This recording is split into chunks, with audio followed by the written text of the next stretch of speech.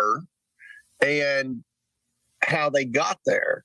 No president packs their bags before they leave. And I'm certain Donald Trump never packed his bags. He probably never packed his bags, when he traveled anywhere. Right. So there are a lot of questions there. Our committee, the House Oversight Committee, has jurisdiction over the National Archives. And look, this is a sleepy government bureaucracy that comes before our committee once or twice a year, just for housekeeping purposes.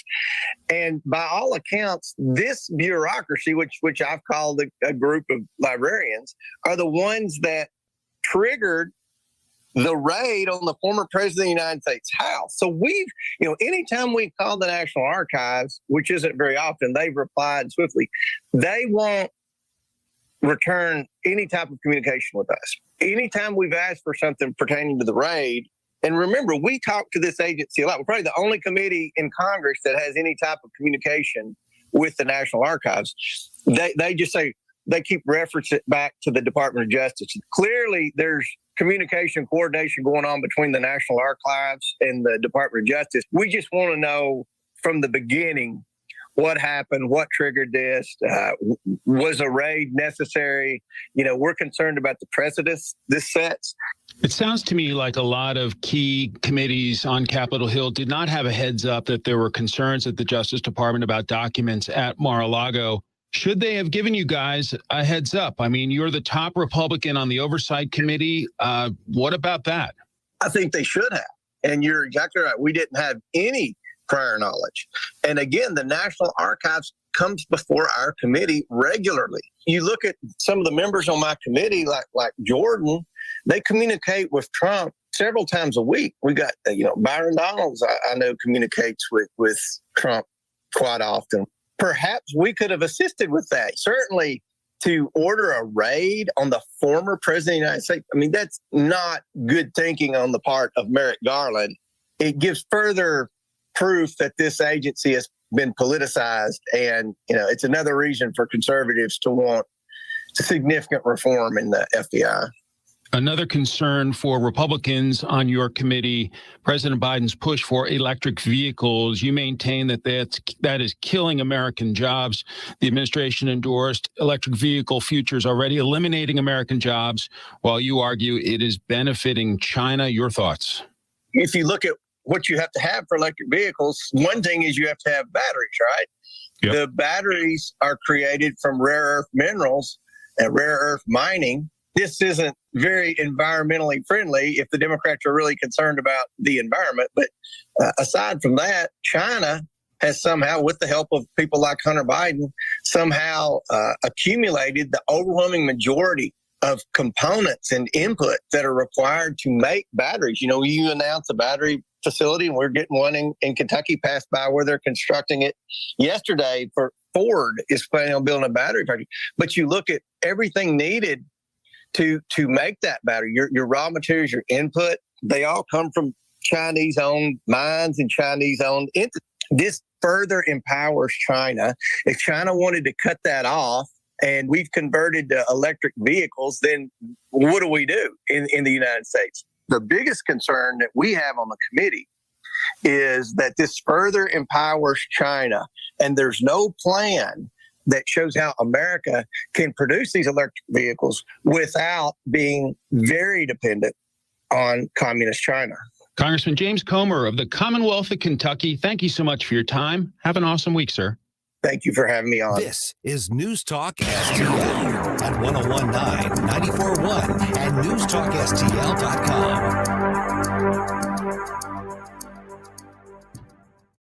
Cashback is not available on gas in New Jersey and Wisconsin. Susan, I'm sorry I'm late. Traffic is terrible. It sure is. But on top of that, gas prices have been skyrocketing. I can't believe how expensive gas has gotten recently. Prices at the pump are up, but I never pay full price for gas anymore. I just use the free Upside app that pays you cash back for every gallon of gas you buy. Wait a minute. Are you saying you actually get paid cash when you buy gas with the Upside app? Yes, I get real cash back every time I buy gas. And does that actually add up to anything? I've made around $200. Wow. Wow, that's serious extra cash. I'm downloading the free Upside app now. Download the free Upside app to earn real cash back every time you buy gas. Use promo code UP for an extra 25 cents per gallon cash back on your first fill-up. You can cash out anytime right to your bank account, to PayPal, or an e-gift card for Amazon and other brands. Just download the free Upside app and use promo code UP for a 25 cents per gallon bonus on your first tank. That's code UP for 25 cents per gallon cash back on your first fill-up.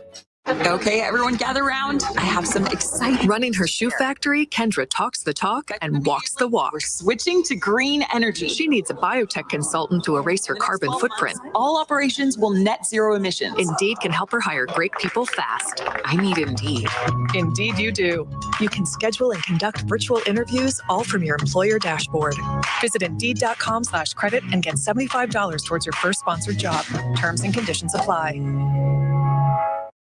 We tried Dynovite nutritional supplement, and after a couple of weeks, we noticed a big difference. Our little Gizmo's coat was shinier, and there was a lot less scratching and shedding. My dog smelled and scratched constantly. We bathed and sprayed her, took her to the vet, but no results.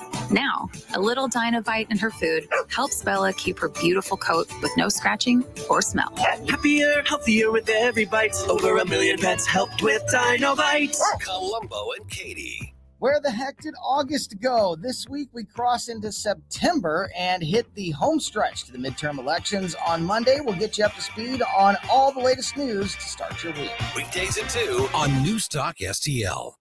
We were there when our nation called us to serve. We were there to write the original GI Bill and get it signed into law.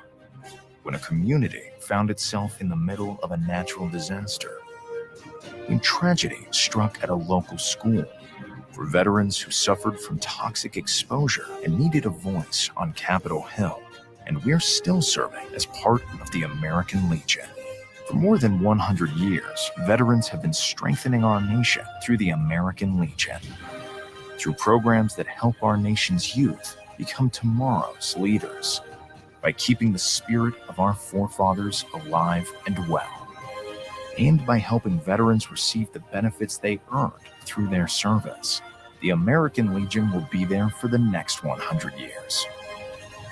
Learn more about how we're helping in your community at legion.org. You know that feeling?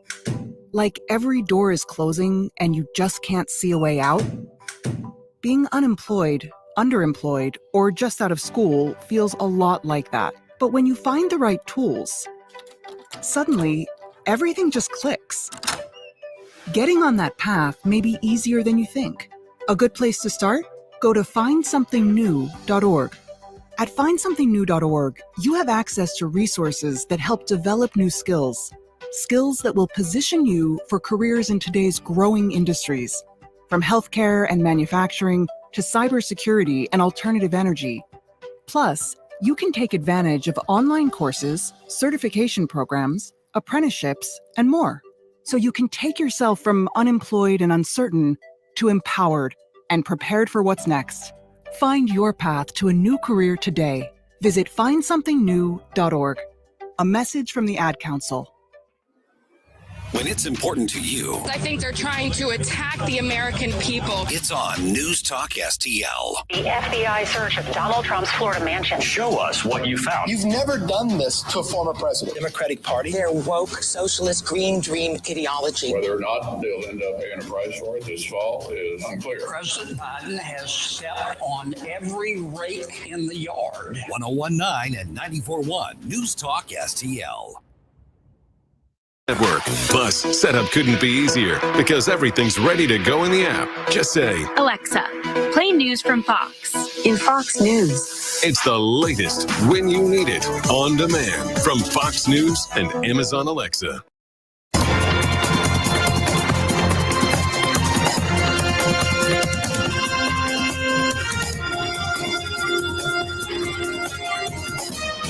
Now, a look at what's happening from the Fox News Rundown.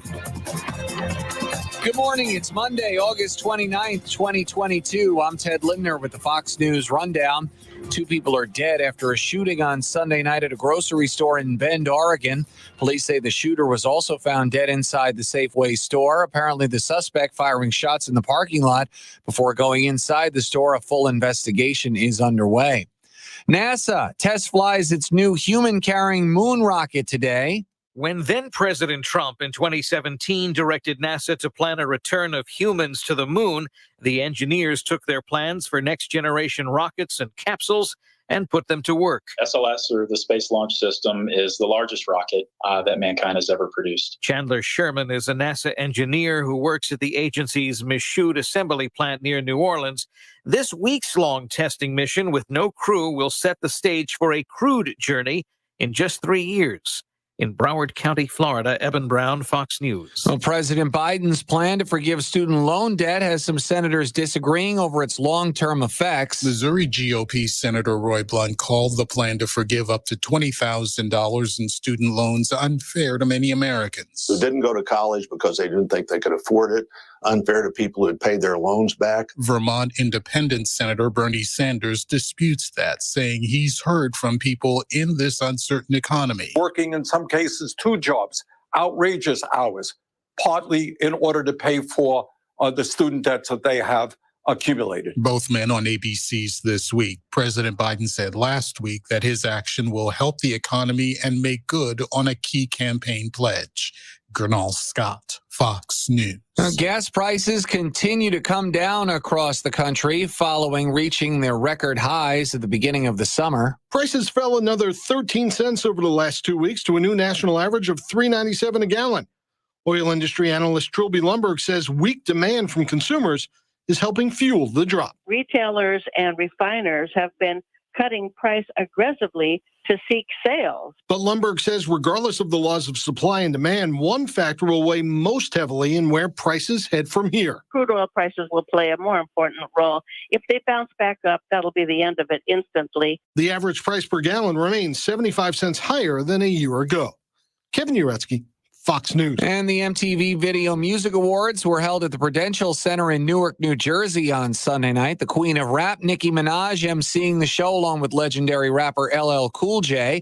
Minaj performing hits from throughout her career and accepted the show's Video Vanguard Award, decked out in her signature head-to-toe Barbie pink.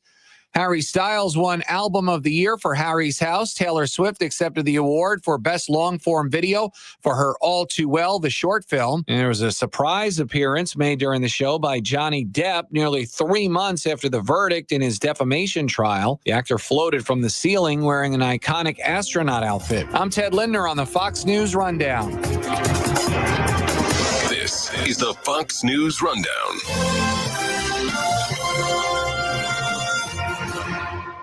This is News Talk STL at 1019, 94.1 and NewstalkSTL.com. What happens next? The FBI searched Donald Trump's Florida mansion. Happens right here. Show us what you found. A substantial number of people in the Republican Party are evil. Crazy rhetoric. 1019 and 94.1 News Talk STL. Rhino Shield is far superior to even the best traditional exterior house paint. Rhino Shield is 8 to 10 times thicker than paint and comes with a 25-year transferable warranty. Rhino Shield is the only ceramic coating company that has been chosen by Disney, This Old House, and 3 times on HGTV's Curb Appeal, where every episode is concentrated on unpainted brick, bonds and seals to stucco, wood, hardy, block, color lock, masonite, and more. No better product for those steel aluminum-sided homes that have become, chalky and tired looking. We coat sloped and flat roofs to extend their lives too. After 15 years, we've got a great reputation and a superior product. As long as it's affordable, why wouldn't you do it? Before you make the costly mistake of painting with traditional paint, you'd be best served to call Rhino Shield today. We are the experts and our evaluations are free. 877-25-RHINO or 877-25rhino.com. Tell them, ladies. No paint, don't Rhino. Go Rhino Shield. Never paint your house again. Rhino Shield. You wish your life came with a warning app? Stop. That dog does not want to be petted. Just a little heads up before something bad happens. Move your coffee cup away from your computer. Oh, no. So you can have more control. Stop. You're texting your boss by mistake. Uh-oh. Well, life doesn't always give you time to change the outcome, but prediabetes does. With early diagnosis and a few healthy changes like managing your weight, getting active, stopping smoking, and eating healthier, you can stop prediabetes before it leads to type 2 diabetes. It's easy to learn your risk. Take the 1-minute test today at doihaveprediabetes.org. Warning, the cap is loose on that catch-up. Ugh. Don't wait. You have the power to change the outcome. Visit doihaveprediabetes.org today. That's doihaveprediabetes.org. Brought to you by the Ad Council and its prediabetes awareness partners. No big old corporate lib AM station telling us what to say here. Conservative talk for St. Louis. This is News Talk STL at 1019, 94.1, and always streaming at newstalkstl.com. Good morning. This is Mike Slater in San Diego, filling for the great Bill O'Reilly. Stand by for the O'Reilly Update Morning Edition. But first, a word. Many timeshare owners are very upset because their yearly dues have nearly doubled. Well, Lone Star will guarantee the release of all liability to your timeshare in writing and in a specific time frame. With their A+ rating at the Better Business Bureau, clients know that Lone Star Transfer is a company you can trust. For a free consultation, please go to LoneStarTransfer.com or call 855-551-7066. Good morning. Mike Slater filling in for Bill O'Reilly. On this Monday morning, I am thinking about Victor Hugo. You will get canceled one day. You'll get canceled for your convictions, whether religious or political, or maybe even just for saying something the wrong way one day, like when the actor Benedict Cumberbatch said colored actors instead of actors of color. Now, when you do get canceled, let's take some wisdom from Victor Hugo. So Victor Hugo, who wrote Les Miserables and The Hunchback of Notre Dame, like mid-1800s, he was also in the French Parliament. And in 1851, Napoleon III took power. And Victor Hugo was exiled from France. And he's in exile. And he just mopes around and complained about life for the rest of it. No, he thrived. He said, I find increasingly that exile is good. These last 3 years, I feel that I'm on the true peak of life.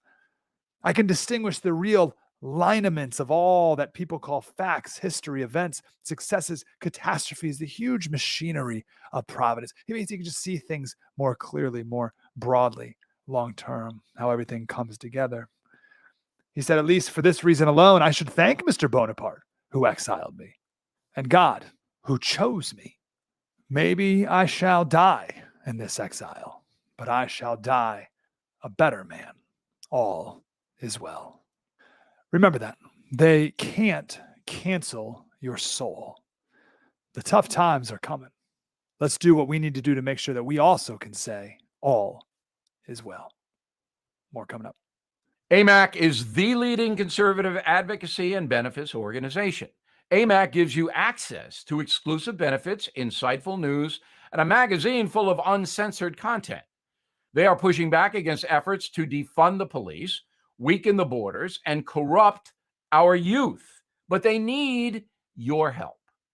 Please stand with AMAC at amac.us. That's amac.us. MikeSlater.locals.com. Thank you to Bill for letting me fill in it and for you for listening. We'll see you again tomorrow. From the News Talk STL Weather Center. I'm News 4 meteorologist Kristen Cornett with your first alert forecast. Mostly cloudy overnight, will drop to 75. Monday is a first alert weather day as a few thunderstorms could become severe. There's a 50% chance of scattered rain and storms, the high 91. Showers and thunderstorms in late Monday night will drop to 72. And then Tuesday, sunny and turning less humid with a high of 87. That's your first alert forecast. I'm meteorologist Kristen Cornett.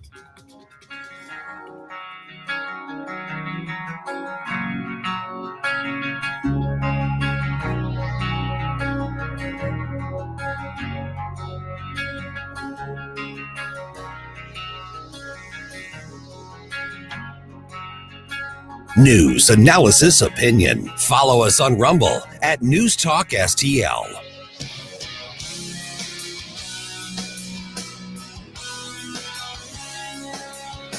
For podcast articles and more, find us on newstalkstl.com. Let's get the conversation started, St. Louis. This is Mike Ferguson in the morning on News Talk STL. She will collect you with the corners. On the phone, Rachel Ferguson. Guys, I'm sorry. I'm gonna preemptively apologize because I may completely monopolize this conversation because I've been reading this book and I'm really excited about it. Rachel Ferguson, Go ahead, man. Go for it. Go for it. Let's get that information out there. Hey, by the way, you can get this on Amazon. Black Liberation Through the Marketplace. This is a great read. Oh my gosh! And I'm only partway in too, which is kind of amazing. Rachel. Hey, good to be here. Great to have you. One of the things that I've noticed about your book is how, I'll say, how perfectly academic are the descriptions of the horrors of discrimination of the past. Because I think what we've gotten recently out of the people who wanted to focus on these things is very much a sort of narrative driven, blame ridden sort of retelling of American history as it relates to race, as opposed to simply an examination of what went on. Tell me about what it was like putting those stories together. Yeah, well, I'm a classical liberal, which I'll just say really quickly in case anybody doesn't know. It's not the same as the word liberal, the way that's used in the United States. A classical liberal is a person who has the philosophy of the founders, right? We care about individual rights. We care about property rights, freedom of contract, and the rule of just laws. And we think that that's what's going to create a wonderful, productive marketplace and wonderful civil society institutions. And what that means is that as a classical liberal, I'm very sensitive to any violations of those things that have occurred in American history. And of course, we know that Black Americans have been specifically targeted historically in terms of their rights to their own bodies, first of all, and then, of course, their rights to make contracts with who they wanted to and work for who they wanted to and marry who they wanted to and all of that. And so I don't have to oversimplify the history in any way. I mean, the fact is that many white people were also harmed by a lot of these policies that the United States government put through. White workers in the South had their labor wages bid down because they had to compete with slavery. White neighborhoods were also destroyed when the federal highway system was built, right along with Black neighborhoods and Latino neighborhoods. And so what we look at is just the way that the state violates people's rights in egregious ways. And we just try to be very honest about that and tell that story as accurately as we possibly can. And the boogeyman is not necessarily white people, it's the government. The government is the boogeyman here. And that's the one that really is going to, just bring Black people into a situation in which every time they try to live the American dream and they try to get ahead, they're often, historically, they've often been hit with various kinds of obstacles that have just been incredibly discouraging. And while we while we explore those instances of discrimination and destruction and terror that kind of were perpetrated against Black folks, you also managed to disabuse a lot of false narratives that kind of exist around it, like the one that I think is very prevailing. I think a prevailing idea is that slavery was an economic win for the country at large. I think everybody kind of believes that, but you laid out, both you and your co-author Marcus M. Whitcher, you lay out how that isn't necessarily the case. Yeah, that's right. And that was always the view of the economists who we would consider sort of free market economists. So Adam Smith, John Stuart Mill, all the way up to economists today. They're really in a kind of a battle with the historians because the historians have this idea of, slavery really building America and making us wealthy. And what I try to point out here is that slavery certainly built some of America, but, for instance, the cotton industry was about 5% of the American economy, not 50%, like Ta-Nehisi Coates said in Congress, 5%. He was literally off by a factor of 10. And so why did the economists say this? Well, because if you take one group and you shut that group out of education, self-improvement, the ability to, sell their inventions, to move to where their labor is most needed, to improve their human capital, you're going to lose out, right? You're going to lose out on everything you could have gained from trade with them. And so you're shutting them out of the economy and making yourself poorer. So who got rich? Slaveholders. That's who got rich. And that's not a huge group of people. It's a group of families in the South. It's sort of like pirates. Yeah, pirates can get rich by stealing from you, but you don't want a society full of pirates. That's going to be a very poor society, right? And so we get richer whenever we free every individual in the society to be able to trade, move, improve themselves, and act on their own creative juices. Now, a lot of groups, I think, are responding to this idea that, well, we need to recompense this gigantic American horror through modern versions of essentially discrimination. They've been dominating, I think, in the corporate culture, and we see this in a recent story here that I think you just read up on just a few minutes ago.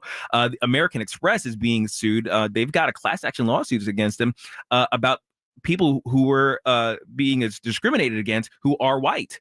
And some of the descriptions of what was going on there is pretty horrific. Lawsuit claiming that white employees were forced to undergo trainings in which they were told to treat black coworkers differently. And it claims a white person couldn't speak in a meeting until a person of color did first. And and they were passed over for promotions and things like that. It actually created a hostile work environment. And a lot of activists today would say that, well, that's a restorative justice for past discrimination. Now, your book lays out some clear understanding of what that kind of thing does. Yeah, I mean, the idea of liberal law is always that it is applied universally. It's applied to all citizens. You don't have special groups within citizens. So even when we passed the Anti-Discrimination Act in 1964, it applied to everyone. No one can be discriminated against based on their race or religion, et cetera. And so the other issue here is that these things just don't work. And that's one of the things that's so frustrating to me, is that the data is very, very clear. And I'm actually working on a paper on this with one of my colleagues at Concordia University, Chicago right now. We have not just studies, but meta-studies showing that implicit bias training, DEI training, doesn't even work in bringing about its own stated goals of having a more diverse institution. It actually works in the opposite direction. It causes more consternation between employees. Implicit bias can actually make people, weirdly aware of everything they say and do, and they start stumbling over themselves. It's bizarre. And so the thing that's frustrating is that I think in an effort to sort of do right by Black Americans, perhaps, we've pursued instruments, we pursued tools that we know don't work, but we just keep doing them. We keep wanting to check the box. And so we're wasting so much time and effort on things that don't work when there are real issues that need to be addressed, that can be addressed within a system of liberal law correctly, like criminal justice reform or educational freedom or economic freedom, that we could be working on and spending our energy on. So it's very frustrating for someone like me who really wants to make a difference. I want to do what's effective. Rachel, this is Susie. Good to talk to you. Hey, Susie. Hey. So, this is obviously a topic that is so fraught. It is so, you kind of referenced it when people are like hyper vigilant about what they say and they tiptoe through everything because they're so worried of saying the wrong thing or being perceived as racist or discriminatory. How do you get past that? Because on the one side, you have people who are so maybe defensive for fear of being accused of being racist that they aren't listening to the larger issue. And on the other side, you have people who are so focused on signaling that they're, taking up the plight of the less fortunate, that they're not actually employing, sustainable or workable methods. How do you get past those sort of tightly held stances? Yeah, this is a hard one. I think for me, I have to think about sort of what is my project? What is the point of my book? And as much as I would love to believe that a progressive will read my book and suddenly their eyes will be opened and the scales will fall off and they will see that central planning never works and they'll give up their addiction to central planning, I kind of doubt it, right? I kind of doubt that I'm going to be able to accomplish that. I hope so. But truly, the book is directed more towards conservatives, actually, because that's who I talk to. I'm not on the left. I can't can't affect them much. But I talk to conservative audiences all the time. Sure. And so the group that I'm really trying to affect is conservatives and libertarians and classical liberals, and saying, one of the reasons that the environment you just described has gone so off the rails is, I think, on us. I think that conservatives, they left the playing field. They ceded the ground to the left when it comes to race by sort of not participating in the conversation. Mm-hmm. And so then the left got to define all the terms. And then we go, oh my gosh, they're crazy. And it's like, yeah, it's the left, So of course it is, right? And so I'm saying to conservatives and libertarians, don't do that. Stay in the game. Stay in the conversation. Read my book, know this stuff, know the history, and be able to explain how it's economic exclusion, it's state exclusion that caused these things, and how free markets and liberal law can repair them. And so, looking, for instance, at the amazing explosion of wealth all across the globe because of the rise of global markets will give you a lot of hope that if you just liberalize an economy and leave people free to trade, boy, their lives can change really, really fast. And so that's really my hope, is to move that group. I don't know what I can do exactly to break progressives from their addiction to central planning and to social engineering, which is a lot of what's going on in these companies. They want to socially engineer their employees. Sure. Rachel Ferguson, director of the Free Enterprise Center at Concordia University in Chicago, and co-author of Black Liberation Through the Marketplace. Pick up this book, read it, know it, love it. Rachel, I'm sure we could talk to you for hours and hours and hours, but we got to let you go. Thank you so much. Where can people find you on socials? Yeah, I'm at Liberty Ethics on Twitter. I'm very active on Twitter. You can friend me on Facebook and LinkedIn. I'm Rachel Ferguson at Concordia University, Chicago. Thanks, Rachel. We'll talk again. Thanks, Rachel. Thanks, y'all. Watch us on our live stream using Rumble, Facebook, and Twitter. For podcast articles and more, find us on NewstalkSTL.com.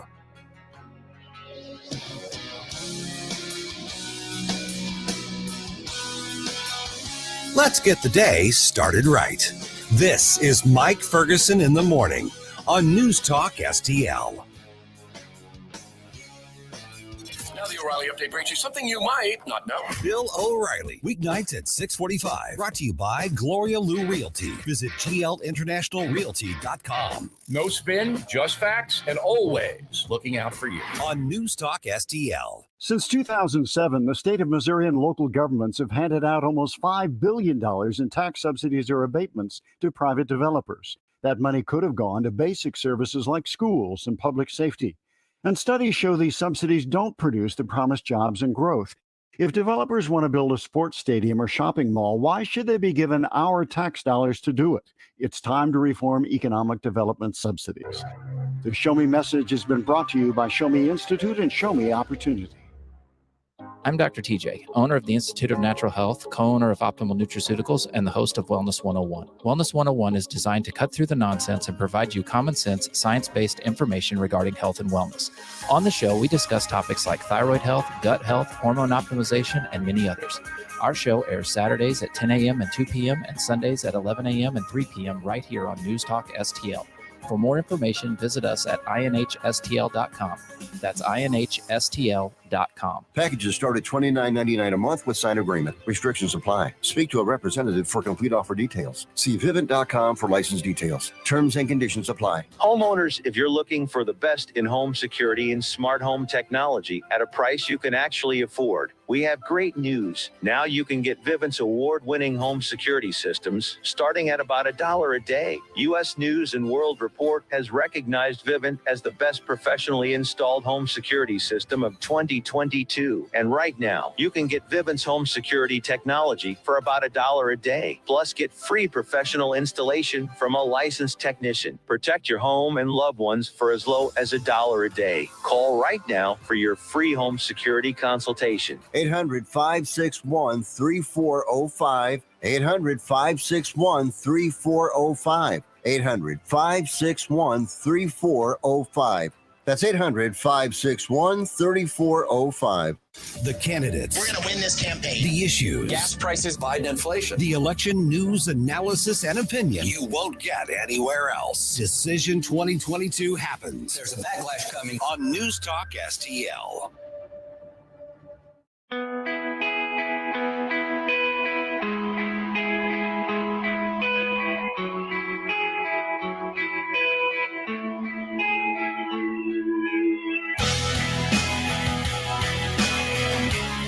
Talk lines are open now at 314-912-1019. What's happening today? Here's your first dose of the news you need to know. This is Mike Ferguson in the morning on News Talk STL.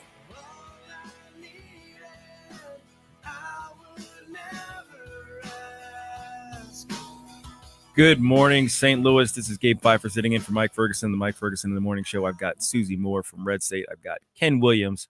And we've got a lot on our plate today. We've got more Mar-a-Lago discussions. The affidavit dropped on Friday, of course, after everybody was done, after the Vic Porcelli show. After the Vic Porcelli show. Right. And I actually managed to skim through that horrific document. And we'll talk about it a little later, along with and I want to talk about these two things together. Or the FBI responding to Mark Zuckerberg's admission on the Joe Rogan show about Facebook spiking the Hunter Biden story after guidance from the agency, essentially. So we'll discuss those aspects too. But before we get to that, there are a couple of local news stories I wanted to touch on. One being that the former St. Louis Alderman Jeffrey Boyd and BOA President Louis Reed plead guilty to corruption charges just not too long ago here, and they are probably going to prison. I mean, honestly, they're probably going to prison. At this point, after pleading guilty, they're going to move directly into sentencing. Sure. So, and I don't know what yeah. the parameters are for the available sentences for what they ultimately pled guilty to, but it does. Yeah, it's. I mean, we kind of knew this was coming based on the way that as soon as the announcement was made about the indictments, it was not looking good for them. But yeah, it's I don't know. It's disturbing. It's disappointing. Where would they serve their time if they did get? Well, I mean, if it's well, it depends. Is it a These are federal charges. They're federal charges, right? Yeah. So then it would be Oh. one of the federal penitentiaries around here. Club fed style, I Yeah. imagine. Yeah. Low security type of thing. Well, of course, because they're politicians. Well, Oh, I mean, Well, white collar crime though does get it's treated a treated little differently, different. Yeah. as it should. I mean, honestly, if the guy who is embezzling from a company is a different breed of animal than the guy who True. knocked out Yeah. a lady and did things to her, and then Right. you know You're what I not mean? talking about violent felonies. You're Yeah. talking about corruption and fraud and We don't want those people in the same building. I Yeah. mean, we kind of don't. So there's that as thing, and then also locally, we've got a lot of people are still suffering the consequences of the flood. Yeah. Yeah. So there are people who are still picking up the pieces, trying to figure out their insurance claims, and FEMA is on the scene, and they're supposed to be filling in some gaps here. But have been some stories about a lot of people being denied their claims through FEMA. Oh. Now, of course, this is based on the fact that FEMA will only fill in where your flood insurance doesn't. So what's been happening is people would say, basically people would go to FEMA. FEMA would say, hey, do you have flood insurance? They said, yeah, we have flood insurance. Like, well, then we can't help. But there's a process. And I just wanted to inform people, look, the main thing you need to do is get your letter from your insurance company about what they will cover, and then present that to FEMA. So then FEMA, and then, an estimate for what the gap is, and FEMA will fill the gap. So Yeah. that's going on right now. As somebody who practiced insurance defense litigation for almost 30 years, Okay. most people don't realize this. Most people don't have flood insurance. Yes. Your first of regular all. homeowner's insurance doesn't cover for flooding. So, and most people, unless they went over and above and purchased flood insurance, which isn't even available to everybody, most people do not have it. Now, a lot of people may think they do.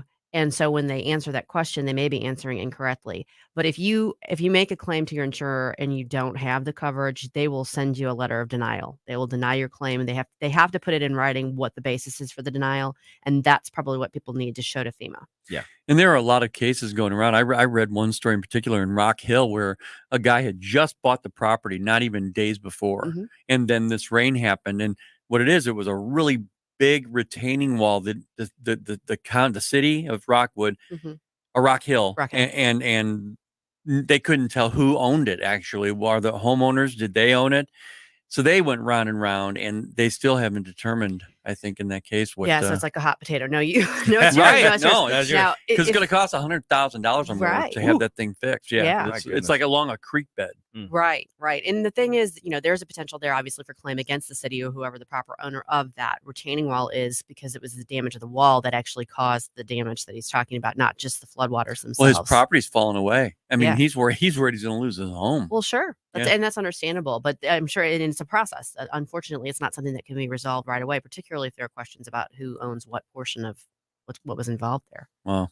Yeah, there's a lot going on still with the flooding. I think it fell off our radar. We've got a lot of things going on, but we need to keep those people in our prayers still. Absolutely. And I just want to add, yesterday afternoon, we had crazy heavy rain for a short period of time. But as I was trying to drive in it and the highway was standing water again, not nearly what we had back in July, but I was like, oh gosh, don't tell me we're going to have more flash floods. Not again. Because it was really heavy. Yesterday afternoon around 4:30, I was driving from St. Peters to Clayton, and it was not good.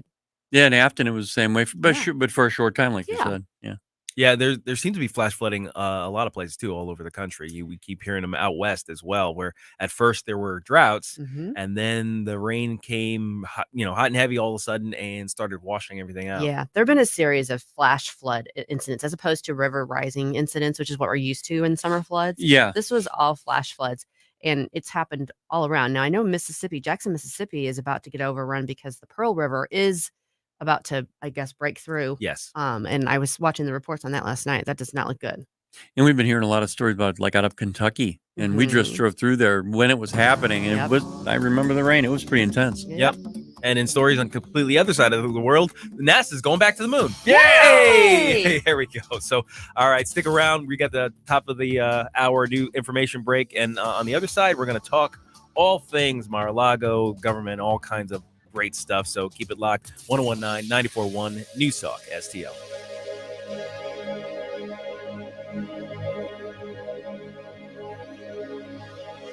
Hey folks, here's great news for active aging seniors. The Kanega Watch, the only medical alert smartwatch with built-in fall detection. Yeah, the Kanega Watch is much different than the other guys. It's a stylish, discreet watch you can wear all the time. Get help through the watch in one of three ways. Your voice, pushing the watch's alert button, or have the fall detection connect you to a US-based 24/7 monitoring center who'll speak to you through your watch and can send help to your GPS location nationwide. And get this, it can do that even if you're not responsive. This is true 24/7 peace of mind for you and those that love you. Order your Kanega watch with a full refund 30-day trial period. Call now, 800-413-7152. 800-413-7152. 800-413-7152. That's 800-413-7152. For $1 a day, if any covered appliance breaks in your home, we guarantee to fix or replace it. All makes and models, washers, dryers, refrigerators, air conditioners, and more. Guaranteed to be fixed or replaced for $1 a day. Call the Home Service Club now for free information. 800-399-3701. 800-399-3701. 800-399-3701. That's 800-399-3701. What is dementia? Is it the same as Alzheimer's? What is vascular dementia, Lewy body, FTD, TBI, and CTE? If someone has memory loss, does that mean they have dementia? Millions of Americans ask these questions every day. I did too, and I learned. My wife Ginny developed dementia. I didn't know what to do or what was coming next. I'm Kevin Jameson, volunteer and president of the Dementia Society of America. I'm excited to offer you a free guide to understanding dementia. It's filled with facts about dementia, care planning. K270BW Belfast, KNBS Bowling Green. This is News Talk STL at 1019 94.1 and always streaming at NewstalkSTL.com. News this hour from townhall.com. I'm Rich Thomason. With concerns about a hydrogen leak resolved by NASA troubleshooters, countdowns resume for this morning's test launch of the powerful Artemis 1 moon rocket and capsule. Correspondent Marcia Dunn says all eyes are on Florida's Kennedy Space Center. The 2-hour launch window opens at 8:33 on the dot. So NASA will have until 10:33 Eastern Time to send the Space Launch System rocket on its way. This unmanned mission could pave the way for future journeys. It would see astronauts making extended stays on the moon. A federal judge says that she's leaning toward granting a request by the Trump legal team to appoint a neutral third party to review documents seized by the FBI in the Mar-a-Lago raid. Court hearing scheduled later in the week. The UN's top nuclear inspector says his team may finally be able to get a look inside that Russian-occupied nuclear power plant in Ukraine. International Atomic Energy Agency Director General Rafael Grossi says the UN nuclear watchdog's long-awaited expert mission to the Zaporizhia power plant is now on its way. Writing on Twitter, he says the team will arrive later this week. The agency has for months sought access to the plant, Ukraine's and Europe's biggest, which Russian forces have controlled since soon after the war began. Russia and Ukraine have traded claims of strikes at or near the plant in recent days, intensifying fears the fighting could cause a massive radiation leak. I'm Charles de Ledesma. 3 people are dead, including the suspected gunman. An attack last evening in a Safeway supermarket in Bend, Oregon. Watching Wall Street, Dow futures are down 251 points. NASDAQ futures off 129 points. More on these stories at townhall.com. My brother-in-law died suddenly, and now my sister and her kids have to sell their home. That's why I told my husband we could not put off getting life insurance any longer. An agent offered us a 10-year, $500,000 policy for nearly $50 a month. Then we called SelectQuote. SelectQuote found us identical coverage for only $19 a month, a savings of $369 a year. Whether you need a $500,000 policy or a $5 million policy, SelectQuote could save you more than 50% on term life insurance. For your free quote, call SelectQuote at 1-800-940-6161. That's 1-800-940-6161. Or go to SelectQuote.com. That's 1-800-940-6161. SelectQuote. We shop, you save. Full details on example policies at SelectQuote.com/commercials. From the Michaels Flooring Outlet Traffic Center. This report is sponsored by Blindster. Need new blinds or shades? Blindster.com offers custom blind shades and shutters shipped directly to you at prices less than big box retailers. Blindster blinds, easy to install and guaranteed to fit. Right now, save 45% off any order. Just use the code radio at checkout. Blindster.com.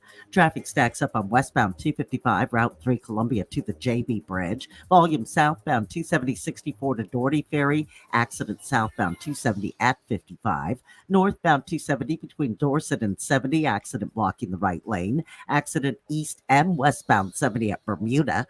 Southbound 170 slow the Forest Park Parkway 264. Heavy eastbound 64 Clayton Morrison to Big Bend. Westbound 64 backs up between 364 and I-70. I'm Tori Lyons from the News Talk STL Traffic Center. From the News Talk STL Weather Center. I'm News 4 meteorologist Kristen Cornett with your first alert forecast. Mostly cloudy overnight, will drop to 75. Monday is a first alert weather day as a few thunderstorms could become severe. There's a 50% chance of scattered rain and storms, the high 91. Showers and thunderstorms in late Monday night will drop to 72. And then Tuesday, sunny and turning less humid with a high of 87. That's your first alert forecast. I'm meteorologist Kristen Cornett. This hour of News Talk STL brought to you by The Dental Link. Call Dr. Alan Link today, 314-794-6464 to schedule your free consultation. Offices in Baldwin and Melville, 314-794-6464. Hi, I'm Rodney Wallner. And I'm Jen Wallner with the Wallner Home Selling Team at Berkshire Hathaway. Hey, Jen, how do you sell your home for top dollar? That's easy. Call the Wallner Home Selling Team at 314-810-SOLD. What if I want a flexible commission plan? Call the Wallner Home Selling Team at 314-810-SOLD. What's the best time to sell your home? Right now, call the Wallner Home Selling Team at 314-810-SOLD. For all your real estate needs, call the Wallner Home Selling Team at 314-810-SOLD. That's 314-810-SOLD. I'm so tired of my water smelling like rotten eggs. Iron Foul. It makes my clothes and home smell, and my sink and faucet look dirty.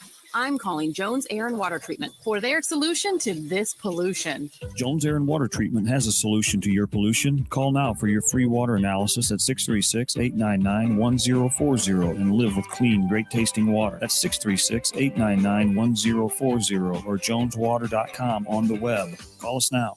The news and talk. This Mar-a-Lago raid brings it all into the sunlight. That matters to St. Louis. They're talking nonstop about Civil War. News, analysis, opinion. Easy rhetoric doesn't do anything to help this country. 1019 and 94.1 News Talk STL. Mike Ferguson. Are you pretending to be crazy? Wow, you're really pumped about this. Gabe Pfeiffer. Get up! Can't you hear the alarm? Get up, St. Louis. The best answer to the toxicity of the left is the truth. Mike Ferguson in the morning on News Talk STL. Get up! This is your cousin. It is 6:06 on Monday morning. If you're up along with us, I'm sorry. Happy It Monday. feels like a Monday. It really does. However, I'm glad you're here. This is Gabe Pfeiffer.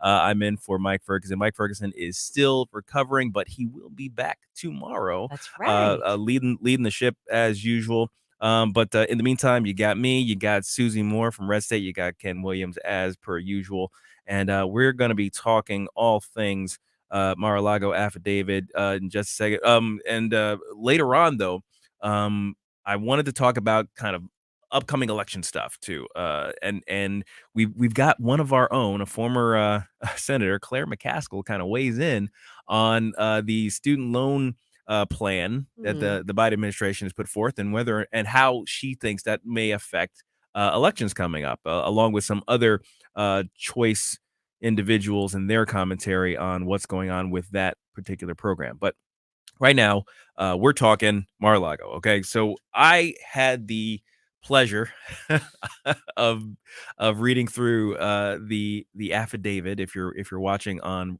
any of our live streams, Facebook, Twitter, Rumble, and also YouTube now. Yeah. Yes, we are on YouTube right now. The super secret Mike Ferguson in the Morning Show YouTube channel. So check that out if you'd like.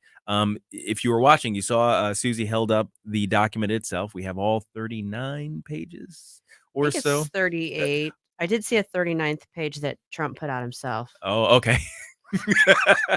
That's maybe not part of the official record. Yeah, maybe not part of the official record. But you know, there are a lot of redactions. There are a lot of kind of references to law and things like that. I kind of just skimmed through those portions of it because it's just describing, you know, statutes and things like that. That darn legalese stuff. Yeah, all the legalese stuff.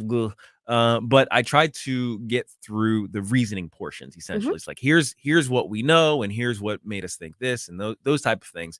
And I ended up with more questions on the other side than I had going in. Yeah, and I'm going to be really I'm going to embarrass myself here. The lawyer in the room did not bother to read through the affidavit over the weekend. I was going to, and then I kind of tuned news and stuff out over the weekend. I hadn't deliberately planned to do that. So I have not read through it. I've read several of the articles that we've posted at Red State about it, and seeing some of the reaction online, and everything I keep seeing is sort of the same. Is like, okay, I have more questions. Yes. Which doesn't surprise me. I wasn't expecting that this was going to come out and everyone was going to be like, oh, like now we know. Now we know what's going on. But yeah, I mean, of course, there's a lot of questions about the basis for it and the findings and what will happen down the road. I don't know. Now, and there are a lot of interpretations that can kind of come off of this as well, because from what I read, there were basically when it got to the good part, when you're just like, oh, here's where they mentioned something. It's like, we thought X, Y, and Z. Yeah. And then you hit a redacted portion. So it's kind of crazy. And I didn't read it either, Susie. I kind of had to unplug. I had kids coming home from everywhere and leaving and birthdays and stuff. And that's my excuse. And I'm sticking to it. That's fine. But at the same time, I've also been kind of keeping an ear out for what they're going to plan to do about, like, they're trying to get more investigations with an unbiased party, which I think is going to be, a good idea. I think that's going to be a good idea, having them, a third party coming in to look over everything, Right. basically. And who's that unbiased party? They don't know yet. They didn't announce it. They just said they're attempting I to. I question because there's no such thing as an unbiased party. Yeah. Every single person on the face of the planet Okay, has a bias. let's put it this way. They said nonpartisan. Nonpartisan. Yeah, which in general, I guess. Sneer quotes. Sorry. Right. Yeah, I know. It's so hard to separate things, right? Any of those things. Oh, I know. And one thing that I was trying to do was say, okay, but what happened before with Clinton's? What happened with Obama? They've been doing a lot of talking about, well, they've taken these things. They've had things that were removed from the White House that they've done that were top, quote unquote, top secret. And by virtue of them taking it out, they've declassified a lot of it. Well, and there are so many questions as to the I mean, not so much the authority of the president to do so, but how he exercises that authority and things like that. So it's all just muddled. It's a muddled mess, and nobody really knows anything. And from what I've read, this thing originated with the freaking National Archives. Right. And we're talking about essentially the National Librarians. Correct. So the National Librarian said, hey, there's something going on here. They sent a referral to the Department of Justice. The Department of Justice made the calls to say, okay, well, we're going to go in with the freaking FBI armored up with their assault weapons and commandeer a portion of somebody's home for the purposes of retrieving documents that hitherto we're not sure what's going on. And it's all very strange to me. Now there is one aspect of it though that I did find interesting was it said something about there were secret there's a kind of a range of classifications for document classifications. Yeah, there's So different levels of it. Different levels of it essentially. So they suggested that there were top secret possible national defense information documents mixed in with other things, magazines, news articles, personal documents, things like that. So the suggestion being that, oh, this thing seemed to be thrown together willy-nilly, so we don't like that. So now we have more questions, which on its face, I mean, yeah, I can see why you would question the mixing of documents because you know one of the things about handling classified documents is you want to keep them kind of separate, especially the higher classified ones. So, and of course, it's not as though any reasonable person should believe that Trump is over here packing documents into a box. That's his staff. Although that's the kind of the imagery that you're left with. But it wasn't even his staff. It was like the OMB, not the OMB. The Office for OFA. Yeah, maybe. I know exactly who you're talking about. They were certified people who were actually doing the packing. It's technically, I mean, they're the staff of the, they're part of the executive branch, but it's not like, he had Ivanka and Jared in there, like packing his boxes for him. They're not his staff. They're basically the federal government department in charge of moving stuff. I mean, honestly, there's kind of a department that does that. I don't have any difficulty believing that particularly the Trump administration maybe didn't have all the protocols down. I mean, this is he's not he wasn't part of the government until he became president. That's right. So outsider, proud and proud to say it too. It's not hard for me to understand that possibly things got packed up and shipped off that maybe should have stayed behind, which is why they were going through this process. I thought with his attorneys talking with the NARA and working this stuff out. What I don't understand, and I don't think this affidavit makes clear, is what got us from that point in those discussions to we need to raid your home. Yeah. Former president. And that's my biggest problem, Gabe, when you talk about muddying things up. They're muddying things up is when they were in negotiations with the Trump team and whomever took the things and boxed them up and took them to Mar-a-Lago. They were in negotiations this whole time to decipher what was going to go with Trump and what was going to stay. This happens with every administration, has happened with every administration.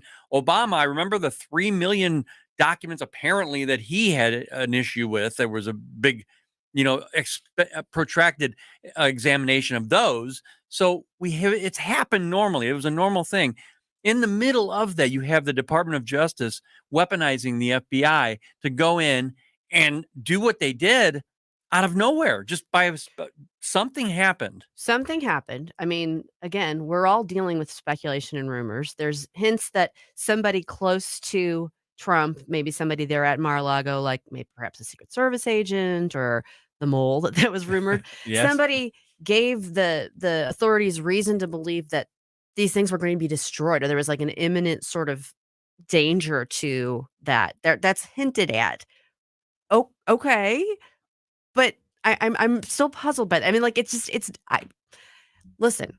I want the truth, and if the truth goes away that I'm not necessarily fond of, that's okay. I just would like to know, and I just want think the the truth. American public is entitled to know that. Of course, we're never going to get the whole story because everything is so politicized. But what was it that made him think, "Oh my gosh, the shredders are coming tomorrow. We better get this stuff now." Yeah, there's so many questions still on the table. And we didn't even get to the Mark Zuckerberg FBI thing. So we're going to have to circle back and talk about that on the other side. But coming up after the information break, I think we're going to talk a little bit about the student bailout and how that might affect the upcoming election. Yeah. So be right back here. This is Mike Ferguson in the Morning Show. Gabe Fifer sitting in. 1019 941 News Talk STL. Making cold my heart to fight your war. Stop it right now. I have had enough of this. Turn my eyes to your indifference. Stop it right now before you blow us all away. You wanna do that? Get up. Can't you hear the alarm? Get up. This is your cousin. Get up. What are you waiting for? Get up. Get up, St. Louis. It's Mike Ferguson in the morning. Made in St. Louis for St. Louis. It's News Talk STL. You want to give me more information? From the Michaels Flooring Outlet Traffic Center.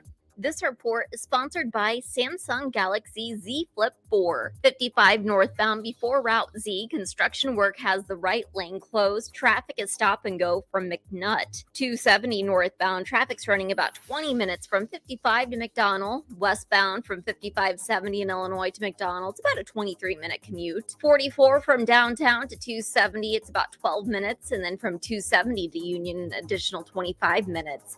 And 70 from 270 to downtown, you're looking at about a 15-minute commute. The brand new Galaxy Z Flip 4 is finally here. Capture hands-free content from every angle with Flex Mode. The sleek, foldable design lets you make your device conveniently compact. Visit Samsung.com to order your Galaxy Z Flip 4 today. I'm Kat from the News Talk STL Traffic Center. Mike Ferguson here. Retirement should be a time you can relax. No more stress from work. But there's one thing you can't forget about when retiring. That's your money. Do you have enough saved to fund your income for life and keep up with inflation? How will you claim your Social Security benefits? And what about long-term care? The ClearPath Wealth Management Group at Stifel is here to help answer all of these questions. You can hear their latest views on the markets and investing during On the Money, hosted by Stifel financial advisors Bob Stockdale and Eric Robert, every Saturday morning at 9, right here on News Talk STL. They can help you get organized, guide you through critical retirement decisions, and create an investment portfolio designed around your needs. To schedule your free retirement plan consultation, go to clearpathinvesting.com. That's clearpathinvesting.com. Or call 636-695-2650, 636-695-2650. Stifel Nicholas and Company Incorporated, member SIPC and NYSE. Hey folks, Tim Jones here. Well, it's summer and Hanson's Tree Service has got you covered for everything that you need to continue to beautify your homestead, your landscaping, and everything there too. You can purchase organic mulch in bulk from Hanson, saving on price, time, and it's convenient. They'll take care of everything around your homestead regarding tree and stump removal, pruning, green waste recycling, plant health care. You got oak trees or ash trees that need service, Hanson's will take care of that as well. 24/7, HansonsTree.com, HansonsTree.com. Hey, Tony Colombo here for the great team at All Solutions Pest Control. All Solutions is the pest control company Christine and I trust with our home because they don't cut corners and they take the time and use the best products available to help protect your home at the highest level possible. If you're experiencing a pest problem or more importantly, want to prevent a problem from developing, the folks at All Solutions are the ones to call. Learn more and contact them now at allsolutionspestcontrol.com. If a pest-free home is your goal, call All Solutions Pest Control. I'm Susie Moore, and this is More to the Point. I wasn't quite a year old when Apollo 11 landed on the moon in July of 1969, so obviously I have no memory of the event itself. But I grew up with the lore and the history of that momentous achievement, and have always been moved by it and fascinated by the exploration of space. It is rather odd when you think of it that we've not really been back to the moon in 50 years, particularly when you consider all of the technological advancements made in that span. I know we've got the Mars rovers and Voyager 1 and 2 out there, but what about the moon? Now it's official. We're going back.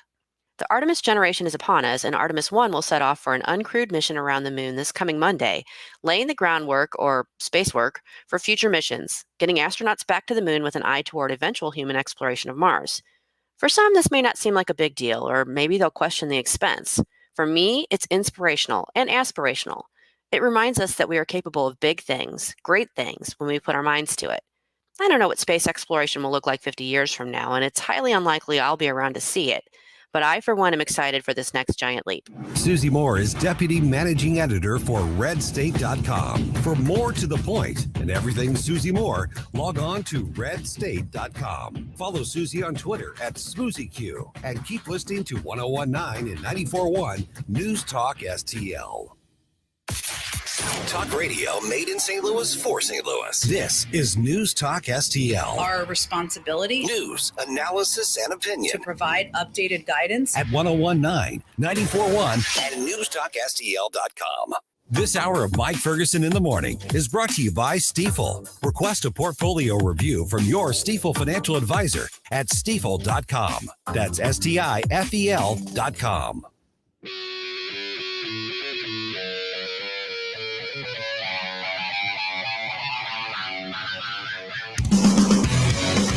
Talk lines are open now at 314-912-1019. Get up. It's Mike Ferguson in the Morning, made in St. Louis for St. Louis. It's News Talk STL.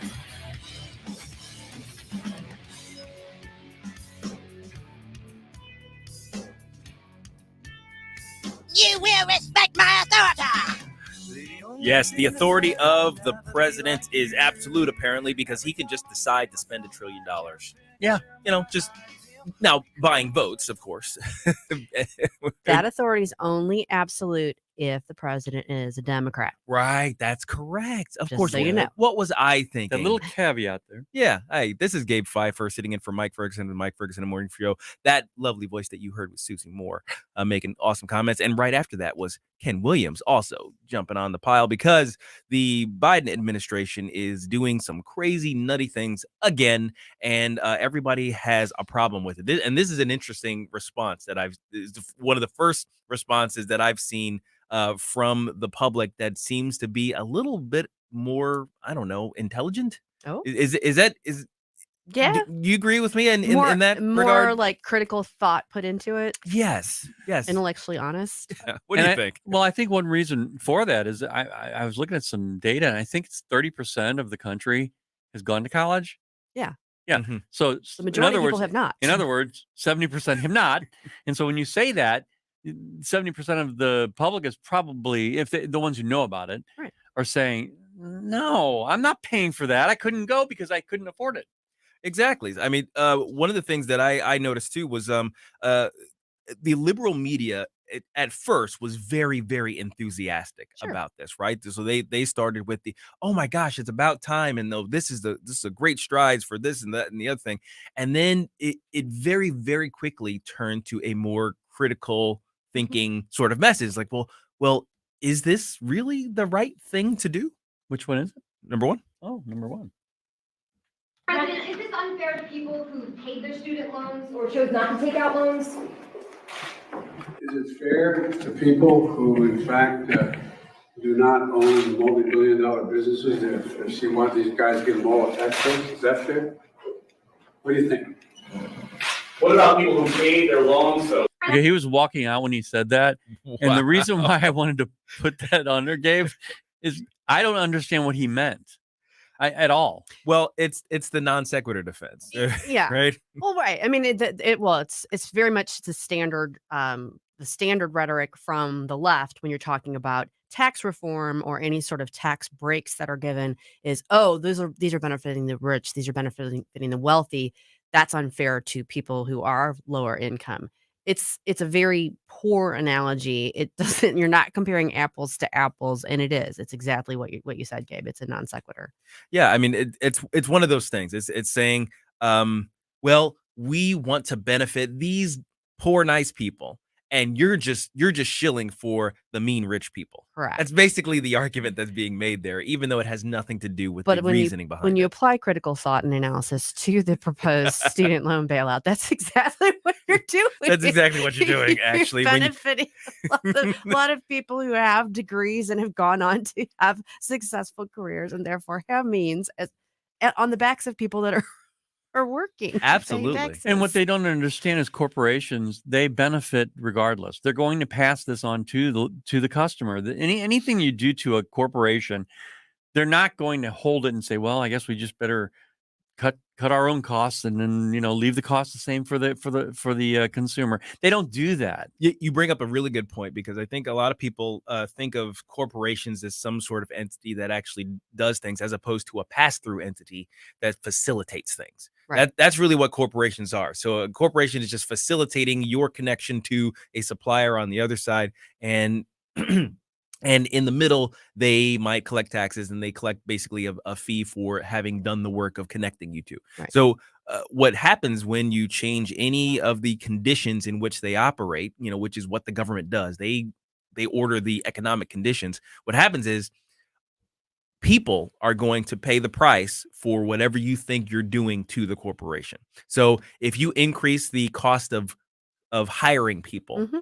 the corporation isn't going to eat that change. Mhm. That cost is going to be paid by one or two people, I guess, at the bottom of their performance list. Or in the case of some corporations, it might be the people at the bottom of the intersectional grievance stack. So basically, white males are going to pay the price for whatever. You know what I mean? White So, Christian males. right? Christian males, exactly. Or if there's a tax increase, the company's not going to eat that. They're going to pass that through to the prices of their goods. So then you, as the individual customer, are paying that. So only people pay taxes. Sure. And an analogy you might like, Gabe, is say that, I don't know, the corporation was a starship. Yeah. Well, then the force field would be the actual customer and actually the employees, if you think about it, because if it gets bad enough for a corporation, they're going to be cutting jobs, they're going to be cutting salaries. So that's the force field against that ship, because that ship's never going to get hurt because he's always going to be bounced off by the consumer. Yeah, and what's going on here is the Democrats, I guess a certain portion of Democrats maybe, are responding, I think, to a more public outcry on this, because they were expecting cheers. Well, right. But the 70% who didn't go to college were like, Those cheers aren't quite "Hold as up. loud as they thought." Wait a minute. So now they necessarily have to respond. And there's a perfect solution to the problem, the issue that the president raised there. Mhm. Go with a flat tax or a fair tax. Hey, look at that. Get rid of the income tax and make everything a consumption tax, What?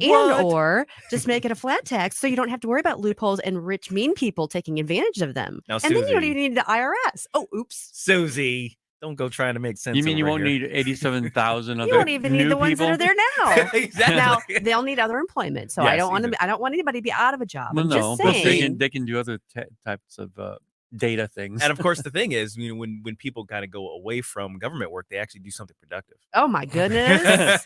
No, And- but The hell you say. But to speak to the responses, Claire McCaskill actually weighed in on this too. I can't wait to Yeah, hear. now I don't have sound from her, sadly, Oh, but she basically expressed that she wasn't sure that the Biden student loan plan is going to work. Well, see, now that's true Claire coming through. That's Yes. moderate Claire. That's the Claire that we actually knew and remembered when she was a senator. I mean, I didn't agree with most of her positions, but she was fairly moderate overall. She's since changed quite a bit since she's an MSNBC. Isn't MSNBC? Oh yeah, and now this was on MSNBC where she was making this commentary, and So she was old talking Claire. about That's old school Claire. Yeah, and she came That's back. Auditor Claire. Yeah, Auditor Claire. Yeah. Now, but she even came back to say, even just from an electoral standpoint, that how is this going to play in a hypothetical race in Missouri, in some place like Missouri? So she says, I'm thinking about you running in somewhere like Missouri. If this issue had come up there, obviously there are moral questions around it. Is it fair? There are legal questions around it.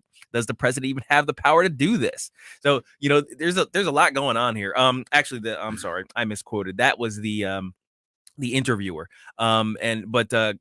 she answered that pretty academically. The increase in college tuition has been obscene. She's trying to appease, but she basically agreed with him that it probably wouldn't play well. And that's another part of it we have to address is that when you say, okay, we're going to go ahead and not we're going to get rid of the fees of forgive the debt. Forgive the debt. That's what I'm trying to find.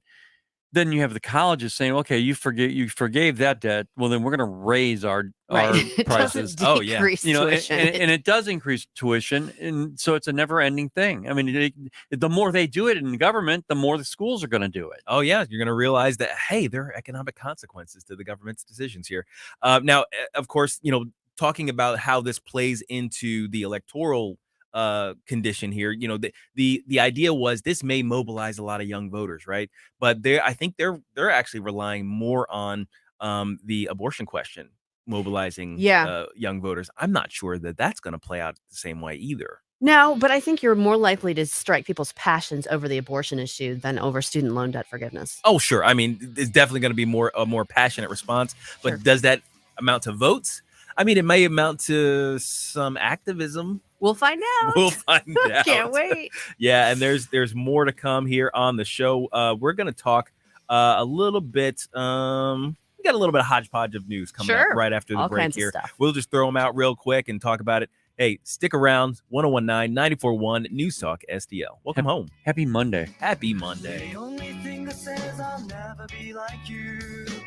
Every time Watch us on our live stream using Rumble, Facebook, and Twitter. we come in all shapes and sizes, blooming the wind. Get up, St. Louis. It's Mike Ferguson in the morning on News Talk STL. Hey, it's Katie reminding you to subscribe to our show podcast so you never miss anything that happens here at News Talk STL. Get our podcasts every day on the show pages at newstalkstl.com or just subscribe to your favorite shows on Spotify, Apple, Google, Amazon, or anywhere else you get your podcasts. From the News Talk STL newsroom, I'm Joey Vasovich. Catherine Pinner, the GOP candidate for St. Louis County Executive, has dropped out of the race. Chair of the Republican Central Committee of St. Louis County, Renee Artman, said Pinner notified the party Thursday night. Illinois voters have the chance to sign up to send their ballots for November and spring elections by mail forever. Elections officials are sending applications for permanent permission to vote by mail to each of the state's 8 million registered voters. Prosecutors on Sunday charged a 42-year-old St. Louis man accused of firing gunshots in the Normandy High School parking lot after a fight broke out at the conclusion of the school's football season opener. The man faces 3 weapons offenses along with felony counts of evidence tampering and resisting arrest. The North Riverfront biker bar and restaurant Shady Jack's Saloon closed Friday. Shady Jack's announced the closure Thursday on social media by saying a lack of help and Jack's health were both factors in this decision. And in sports, the Cardinals beat the Braves 6-3 at Busch last night after the start of the game was delayed an hour due to rain. Tyler O'Neill hit a 3-run homer in the 8th to break the 3-3 tie. The Cardinals now head to Cincinnati for a 3-game series against the Reds. Tonight's game is at 5:40 p.m. For in-depth coverage of these stories and more, go to newstalkstl.com.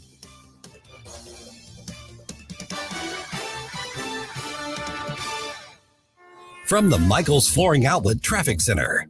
This report is sponsored by Samsung Galaxy Z Fold 4. 270 northbound from 55 to McDonald. Traffic's running about 20 minutes this morning. Westbound from 5570 in Illinois to McDonald. About a 23-minute commute. 55 northbound before Route Z. Lingering construction work has the right lane closed. That means the roadway is reduced to only one lane and traffic is stop and go as you approach Highway 61 and 67. And 40 from downtown to 270, you're looking at about a 13-minute commute. Galaxy Z Fold 4 is here to change the way you get things done. Now you can browse social media while tuning in to a video call. And with the expansive foldable screen, you can use up to 3 apps at the same time. Visit Samsung.com today to order your Galaxy Z Fold 4.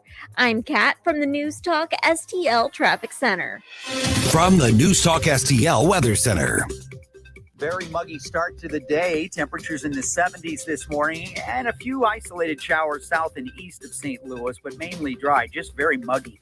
91 degrees for the high today with scattered afternoon, evening, and overnight thunderstorms tonight. And some of those could be strong. It's a low risk. Lows in the low 70s tonight. Humidity going down tomorrow. Should be a nice day with sunshine in the afternoon and 87 degrees.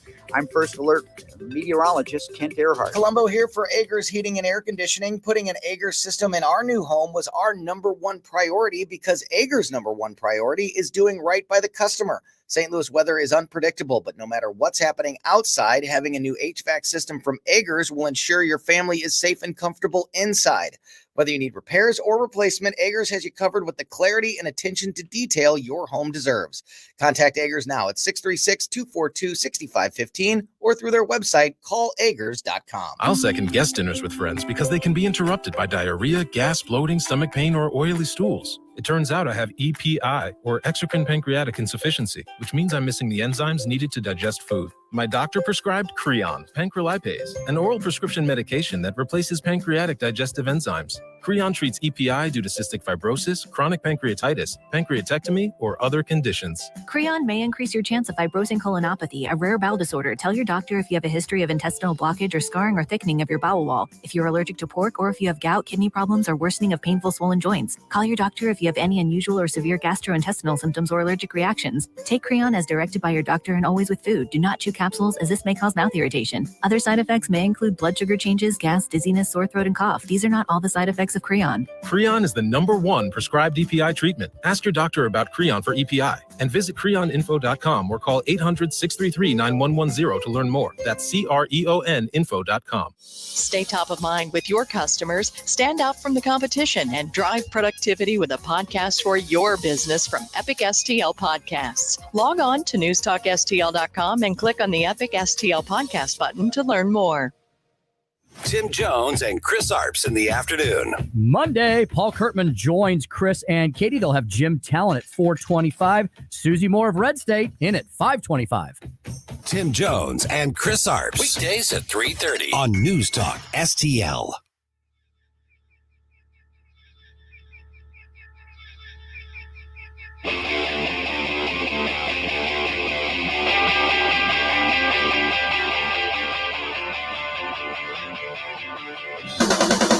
News, analysis, opinion. Talk lines are open now at 314-912-1019. This is Mike Ferguson in the morning. This is News Talk STL at 1019, 94.1, 99.1 HD3 and NewstalkSTL.com. One thing about our bumper music is if you're not awake, you're going to be awake after we come in. Right. Listen. And actually, this is a band from St. Louis. Oh, I love it. I love it. Mike Ferguson in the morning show. This is Gabe Pfeiffer sitting in for Mike. I've got Susie Moore and Ken Williams here. We've got a couple of stories. It's got a little hodgepodge of stories here I wanted to throw out here. Let's just get a quick response from you guys. Ron DeSantis, being based at AF, as the kids like to say. Look at you with your hip lingo. I'm with it. You are with it. I keep up with the kiddos. All right. Ron DeSantis suspended Parkland School Board members after a probe about the goings on in the board there. Yeah, he's a fascist. Did you know? He's the fastest He's the fastest fascist. No, I saw the reaction to it. Everyone was freaking out like, Ron DeSantis, oh my gosh, he's doing this. He's so dictatorial. He's an authoritarian. It was based on the recommendation of the oversight board that looked into the whole situation, and they found significant issues and recommended that these people be replaced. So the governor, who has the authority to do so, took the action. What? But he's a bad guy. Wait a minute. What? What I find about the left is that this is what they do every time. If you're in authority and you're on the right, like DeSantis or Trump, and they did it with Trump for 4 years, is they'll say, "How dare you? You have no right to do any of this." But then when they get in control, they do it. It's exactly like the opposite of what they said. In fairness, it happens the reverse too. I mean, it's human instinct to kind of defer to the people that you like who are in charge and to oppose the people you don't like who are in charge. So it does happen the other direction. But the bottom line is, I wish everyone was like, wait, these people don't have all this authority. Let's dial it back. Susie, let's look at the bounds. I push back on that a little bit because I've never heard, I don't think I've ever heard someone on the left say, aloud at least, elections have consequences. I've heard that on the right a lot. I've heard it on this show a lot, where elections have consequences. We've talked about issues from the left and seeing how they overstep their bounds, but elections have consequences. Didn't Barack Obama say that though? Yeah, he said it. Yeah, back then. But that's where I first remember hearing people really talk about it. Since Trump and then Biden, it doesn't. Well, they do. That's the bottom. I mean, that's a factual statement. They do, and I'm not trying to both sides it. Other than I'm just saying it's not exclusive. I mean, I guess I am both sides. It's not exclusive. It's lopsided though. It is lopsided. It is. Yeah. I agree with that. Yes, 100%. And part of that is because of the way our system is set up, and that so many of our institutions are very liberal and left leaning. I agree with that 100%. Yeah. It's one of those things where I understand the human impulse to want the person that's in charge that you agree with to have that authority and to not. But bottom line is, Ron DeSantis explicitly has the authority to do what he did, and it was based on the recommendations of another body. It wasn't like he just shot from the hip and said, I don't like those guys, they're gone. Speaking of those recommendations, so here's exactly what happened. A grand jury issued several reports, but this final report, which ran 130 pages, spent a substantial amount of time pointing out to specific problems of fraud and misuse of millions of dollars of state funds surrounding the program intended. It's the SMART program, was intended to improve school safety and provide for renovations for schools. So apparently the school board misused funds that were intended to keep kids safe. Right. The kids weren't safe, and this report showed it. So Ron DeSantis, using his authority, said, you guys screwed up in your actual job. Right. You had one job. You had one job. Basically, kind of thing. He one jobbed them. And he said, yeah, we're not gonna keep you around. Yeah. And that's what you're supposed to do as governor, right? Right. And was this going on before the Parkland incident? Yeah, the malfeasance was prior to the park. Yeah, that's what I'm saying. That's what that's why the report showed it. Is that they said, hey, what happened to bring us Parkland? And one of those things was the board misused multi-million-dollar bonds that were supposed to go for school safety were not adjudicated properly. The systems were not put in place that they were supposed to be spending that money on. Exactly. And that was a special grand jury that was convened specifically in response to Parkland, but they did a backwards look at what went wrong here. How, were there things missed? And they found that specifically there were these people in authority who had committed this malfeasance. And yes, the governor has their officials, and he has the authority to remove them. Exactly. So we're talking oversight. I want to keep going here. Yeah. But speaking of oversight, we've got the ranking Republican member James Comer of I'm sorry, of the House Oversight Committee. He says that basically if and when I'm not going to say the RW. I'm not going to get away from the button. If and when the Republicans retake the House, that oversight is coming. It's a coming, as the representative from the South would say. So we're going to see a lot of committee meetings and hearings and things like that. Now, how confident are you, though, that it's going to go anywhere beyond the hearings? Not overly. Yeah. No, traditionally we have a lot of hearings, but you don't see anybody. That's like you hear everybody say, well, Trump's going to be in an orange jumpsuit. No, he's not. It's going to clash. Right. So then, yeah, no kidding. So as much as we would as much as we would like Fauci to be in an orange jumpsuit, that ain't going to happen. Right. I mean, we should be realistic about this. Right. I'm not even sure the man is going to. I mean, because he's resigning. Right. So it's not like he could lose his job. Right. At that point. He's got a nice pension. Oh, he's got a hell of a pension. He's got the best pension in government. Could he lose the pension? Probably not. Only job. Unless there are criminal conviction comes through. I think that's the only means by which you can get this. Now, is there enough against him to rise to a criminal conviction? Because people say, well, he deliberately lied about the origins of the virus because he, emails showed that he knew about things. You might have heard an interview with Comer this morning, early this morning, if you were up on this station. I still doubt that any real consequence is going to come out of this.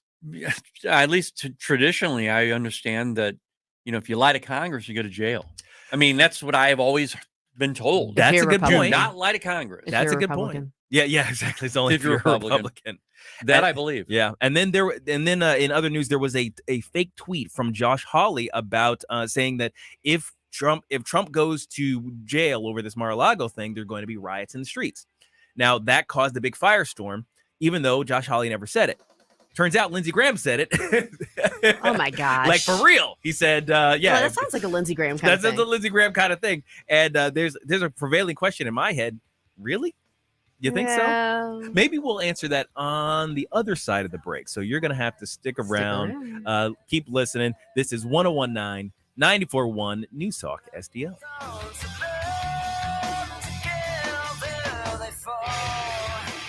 For podcast articles and more, find us on NewstalkSTL.com. Get up, St. Louis. It's Mike Ferguson in the morning. Made in St. Louis for St. Louis. It's News Talk STL. From the Michaels Flooring Outlet Traffic Center. This report is sponsored by Samsung Galaxy Z Flip 4. 55 northbound before Route Z. Construction work has the right lane closed. That means the roadway is reduced to one lane. Traffic is at a standstill as you approach Highway 6167. 270 northbound from 55 to McDonald. Traffic's running about 20 minutes. Westbound from 5570 in Illinois to McDonald's, about a 23-minute commute. And 40 from downtown to 270, you're looking at about 13 minutes. The brand new Galaxy Z Flip 4 is finally here. Capture hands-free content from every angle with Flex Mode. This sleek, foldable design lets you make your device conveniently compact. Visit Samsung.com to order your Galaxy Z Flip 4 today. I'm Kat from the News Talk STL Traffic Center. Selling your St. Louis area home is a big deal. It's one of the biggest financial transactions you will ever make. In St. Louis, call Gloria Lou with Your Home Sold Guaranteed Realty. That's Gloria Lou with Your Home Sold Guaranteed Realty. She'll do a great job for you. Gloria has mastered the home selling process to help you maximize the sale of your home in this crazy seller's market.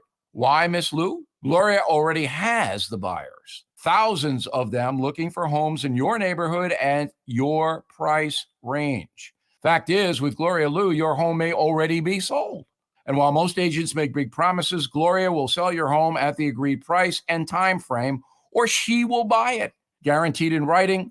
So please call Gloria Lou today, 314-325-6888, 314-325-6888, or visit GloriaHasTheBuyers.com, GloriaHasTheBuyers.com. The Vic Porcelli Show. She's a great conservative author, film producer, Nina May. And I keep telling my liberal friends, I say, you think you're going to escape this? No, this is exactly what totalitarian governments do. They start with the low-hanging fruit, and then they're going to go after you because they can't trust you. No, we're going to have to line you guys up against the wall and shoot you. Wow. You have liberal friends? Vic Porcelli, live and local weekday mornings at 9 on News Talk STL. St. Louis's place to talk. Because that's where the votes are getting stolen. When you get into the facts and logic and reason thing, it drives me crazy because you're right. I call it the oh my God virus. News Talk STL. News, analysis, opinion. This hour of Mike Ferguson in the morning is brought to you by Stifel. Request a portfolio review from your Stifel financial advisor at stifel.com. That's STIFEL.com.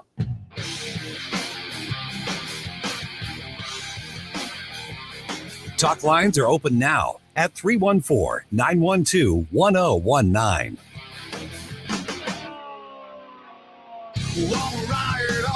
Get up. It's Mike Ferguson in the morning. This is News Talk STL at 1019, 94.1, 99.1 HD3 and NewstalkSTL.com. 6:49 on Monday morning. Good morning, everybody. Good morning. Have you had your coffee yet? A little bit. Yeah. I had a soda. I had a Coke Zero. Okay, there you go. I'm nursing my little caffeine addiction as well this morning. This is Gabe Pfeiffer sitting in for Mike Ferguson, the Mike Ferguson Morning Show. I got Susie Moore from Red State and Ken Williams on the Wheels of Steel. And we just before we went on to the break, I threw out this story about first it was a firestorm, a social media firestorm over a fake tweet from Josh Hawley that turned out to be a real quote from Lindsey Graham and from a Fox News interview. So Lindsey Graham was on with Trey Gowdy, And his discussion about the whole Mar-a-Lago situation was, he said, if speaking to some of the leftist fantasies, right, of what we were just talking about before, actually, of Donald Trump in an orange jumpsuit, right, of him being frog marched out someplace. You've heard some of the quotes from places like MSNBC and MSNBC and all these places. His response was, if Trump gets arrested for any of the Mar-a-Lago bullcrap, essentially, that there will be riots in the street. Now, my question is, really? It's like, is that even I mean, not so much the efficacy of saying that, but more along the lines of, is that a legitimate prediction? So take your time. I know. I'm thinking this through. I think that there could be pockets. There will be protests. Sure. There will be people letting their displeasure be known. Will there be riots? Now, in fairness, everyone's going to go back to January 6th. Yeah, there was one. There was a riot. There was one right-leaning riot. A part of... If you want to call it a riot. No, well, I want to call one part of it a riot. There were portions of that were a riot. But a lot of it wasn't. But it's all just lumped in together. A large majority of it was not. I totally agree. But there was part of it that was out of hand. So, I mean, I think it's fair to talk about that particular, like the people that were involved in violence. Mm-hmm. Yes, that's right.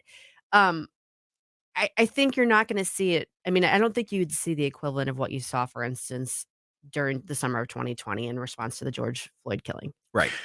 Well, it's not even proportional. No, like there's no comparison in that. No, but if you do have a former president who's a candidate for president being put in a jumpsuit for reasons that really aren't justified, in my opinion, and many other opinions. Sure. I'd even argue to say up to 100 million Americans that would be disenfranchised by that. You're going to get protests big time. Now, the problem you're going to have is with all these massive protests is you're going to have a side of the Antifas, the BLMs that are going to step in. And we've seen it before. When we have protests by the right, infiltrations of, I don't know, the FBI, who are they? That come in and they stir up that trouble and then they cause the conflict. And then that's when all the trouble starts. Yeah, I'm not saying there wouldn't be any. I'm just saying proportion, like you were saying, Gabe. Proportionally, it's not. I even question the level of protest. We on the right, we tend not to. Right, now, when we do it big. like January 6th, that was a big gathering of people. Essentially, right? We go to our rallies because they're scheduled. Right. March for Life is another example. March for Life is one of those. All kinds of protest and march movements, that sort of thing. When you're talking about riots and violence, tends to not come in the same form. You don't sure. that. Yeah. I mean, you have instigators while they're protesting. You have these instigators that do that. Well, yeah. Well, let me go back to what I was saying. We don't march that often. No. Their leftists march like every freaking day someplace. It's every day someplace there's a leftist group marching for something. We covered 5 protests over the weekend at Red State. I happen to know that. See? Exactly. That's what I'm saying. Right. I don't think any of them are right-leaning protests. On the right, we're too busy working and just doing things. We tend to keep our heads down on a lot of this stuff. The people who do end up protesting, look at the the Tea Party movement was mostly retirees because they had time to actually go out and right. It was grandma and grandpa out there waving their "Don't Tread on Me" flag. Exactly. It's like, right. Yeah. So the tendency on the right isn't even to protest, let alone which is what protest with violence. Protest with violence. That's almost anathema, pretty much on our side because we don't like that stuff. Again, the Tea Party, they cleaned up after themselves. So even when they gathered, they were just like, "Oh, let me pick up this paper cup. I didn't drop it, but it's here." And the parks end up cleaner, for them having been there. I agree with that. So the thing is, the riots in the streets, if something bad happened with Trump, it's like, no, I don't think so. Now, I think there will be a massive angry backlash. Oh yeah, and I think it will be wider spread than what they would assume if the polls have anything to say about it, because I think. Like even a majority of Americans, if the last, I think it was a Quinnipiac poll was correct, a majority of Americans think the Mar-a-Lago thing was bull. Right. They think it was politically motivated. Right. and many of them, I think a majority of people actually see the FBI as Biden's attack dogs. That was the response from the American people to this whole thing, right? Regardless of party. So I think there's a lot going on there with that. But let's see, we're coming up on the end. Yeah, what I was going to mention, you mentioned that the left was outraged by the remarks made by Lindsey Graham. And attributed to Judge Hawley. Yeah, yes, yeah, yes. But The response, of course, was, "Oh no, it's a call to violence." Okay, all right. That it was the stand. You know how. Okay, so that what did he say exactly? What was it that if Trump goes to jail or is arrested for any of the Mar-a-Lago stuff, there will be riots in the street. That's kind of an assessment. I mean, Yes, it's not an incitement; it's an assessment. It's a dog whistle. Now, Ken. here It's are a some dog whistle. Come on. Okay, well here's Sorry. the difference here. On the left from 2020, you've got Presley saying there needs to be unrest in the street. There needs to be. Yes, That's a different thing than saying there will be. Kamala Harris, protesters should not let up. Maxine Waters, if you see anybody from the cabinet in a restaurant, in a department store, in a gasoline station, you should get up and get out and create a crowd, and you should push back on them, and you tell them they are not welcome anywhere anymore. Yes, and I haven't covered the rest of them, but that gives you an idea. That's just one little taste of what they do. The threshold for what amounts to incitement is very different between the left and the right. Of course it is. Very much so. Yes, that's not incitement. That's just people speaking their truth. Not to mention Chuck Schumer on the steps of the Supreme Court. What he Reach the said. whirlwind. Yes. Okay. Gorsuch. And what did that lead to? That led to an attempted murder on one of those Supreme Court justices. At the very least, a conspiracy to commit. So it's all wild. It's pretty crazy. And I haven't even gotten back to the dang Mark Zuckerberg story with the FBI. We keep missing it. No, I've got sound on it, and it's going to take a little time. I want to unravel that We'll whole get to thing. it. So we'll get to that. That's why you have to keep it people live. on the edge of their seats for it. Exactly. So on the other side, we're also going to be talking. I want to revisit a little bit on the corruption issue, the local corruption issue that we had with a former St. Louis city alderman and the former BOA president, and their plea, because I've got some interesting sound there that I want to talk about. Past that, we're going to keep going here. We've got new people coming through on making their commute. So we're going to talk a little bit Mar-a-Lago affidavit as well. And then in the 8:00 hour, we're going to talk to Dick Morris. Which is wild. That's I never crazy. thought I'd be talking to Dick Morris. Right, exactly. He's got a new book out, and it may very well be as prescient as his 2016 book. So we'll see what's going on there. Keep it locked. As always, we got the information break at the top of the hour. This is 101.9 94.1 News Talk STL.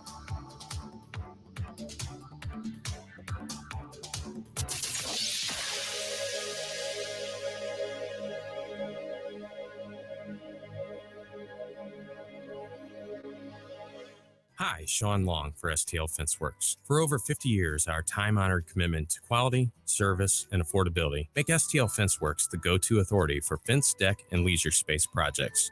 During these unsure times of severe inflation and supply shortages, you can depend on STL FenceWorks to meet your needs. Being the #1 fence and deck contractor in the state, we've leveraged our position to make contract buy-ins hedging against price increases. Also, our buying power has allowed us to stockpile fence and deck material. There are no shortages at STL FenceWorks. In fact, we have more fence and deck material on hand now than we have had at any time in our 50-year history. Lastly, our commitment to a quality and customer-first approach has never wavered. Your project will be completed by experienced craftsmen in a timely manner, and our lifetime warranty reinforces that commitment. STL FenceWorks warranty surpasses anything offered in the industry. Visit stlfenceworks.com and allow us to bring your backyard dreams to life. As always, at STL FenceWorks, your satisfaction is our passion. Optimist volunteers serve as leaders, mentors, and friends to help kids achieve a more positive and productive life in 3,600 communities and 19 countries. This year, Optimists will raise and invest over $80 million in 60,000 community service projects that help 6 million children and teens. Optimists have been bringing out the best in kids for nearly 100 years. For the location of your nearest Optimist Club, Call 1-800-500-8130. HD3 Clayton, K270BW Belfast, KNVS Bowling Green. This is News Talk STL at 1019, 94.1, and always streaming at NewstalkSTL.com. News this hour from townhall.com. I'm Rich Thomason. Federal Reserve Chairman Jerome Powell's recent remarks about future interest rate hikes continue to reverberate on Wall Street. Stock futures sharply lower this morning, portending another rough day on the street. On Friday, the Dow shed more than 1,000 points. The launch window opens in about half an hour as NASA prepares to launch its Artemis 1 moon rocket and capsule. Earlier, the countdown temporarily halted by a hydrogen leak.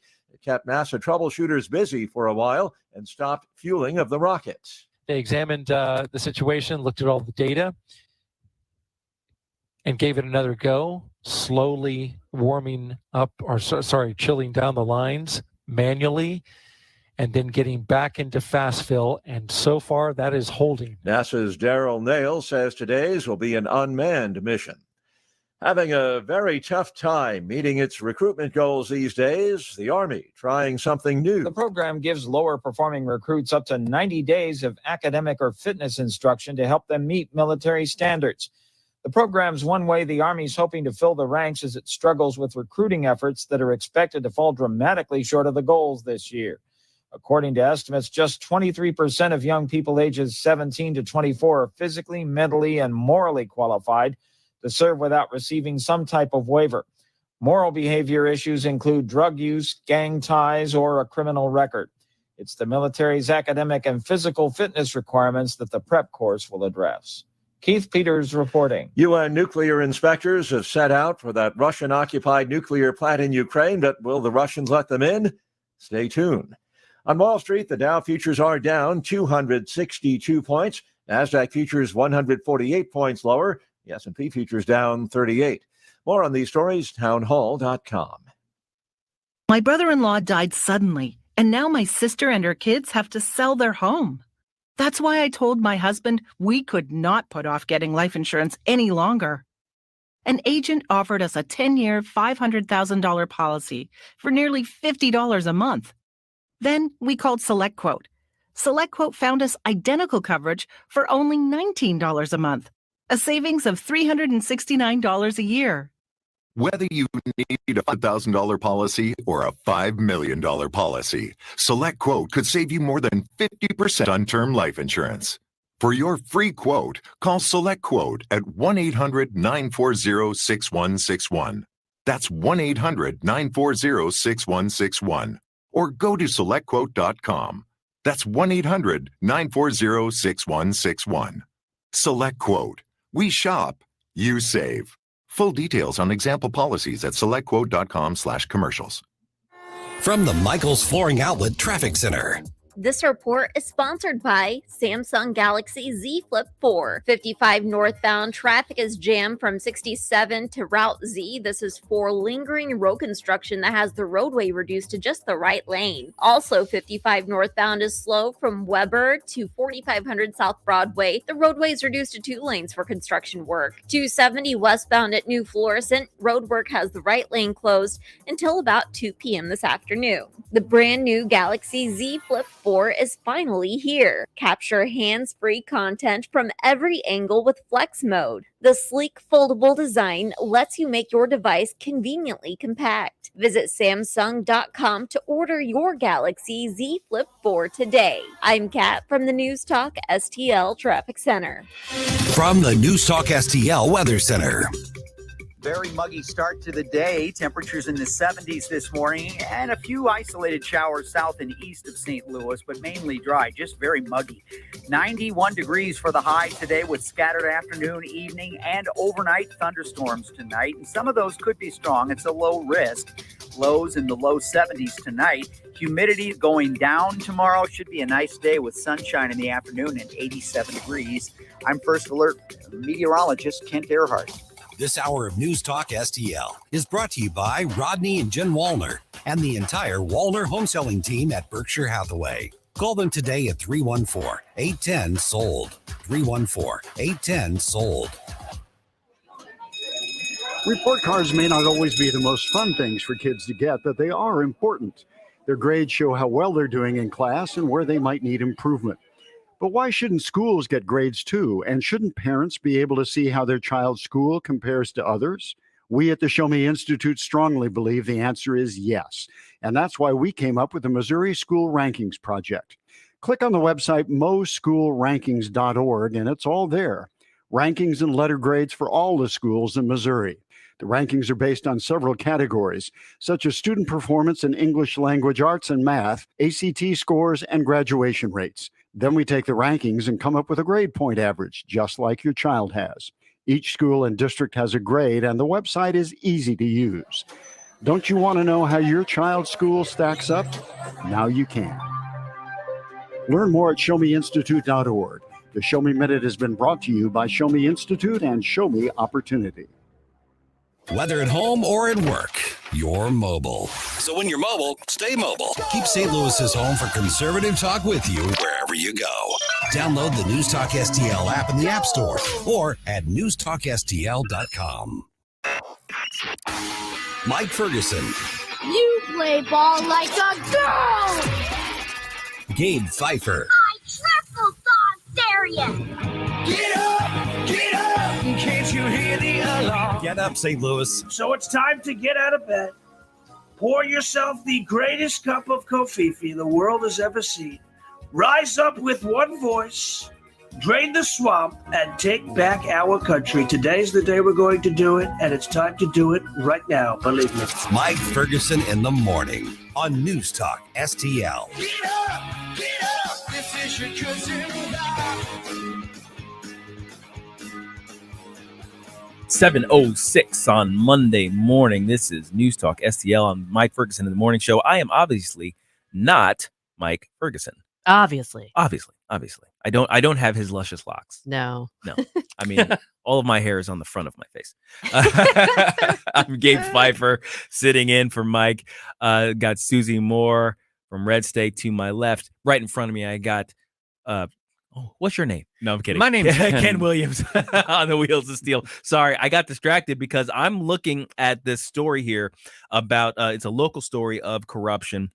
Former St. Louis Alderman Jeffrey Boyd and former BOA President Lewis Reed pleaded guilty to corruption charges, federal corruption charges, recently, and so they're moving now into the sentencing phase, right? So the things that happened there, the bribes that they took, the money under the table they took, is they're admitting to this. Like, okay, yes, I did information peddle, I did do all these things.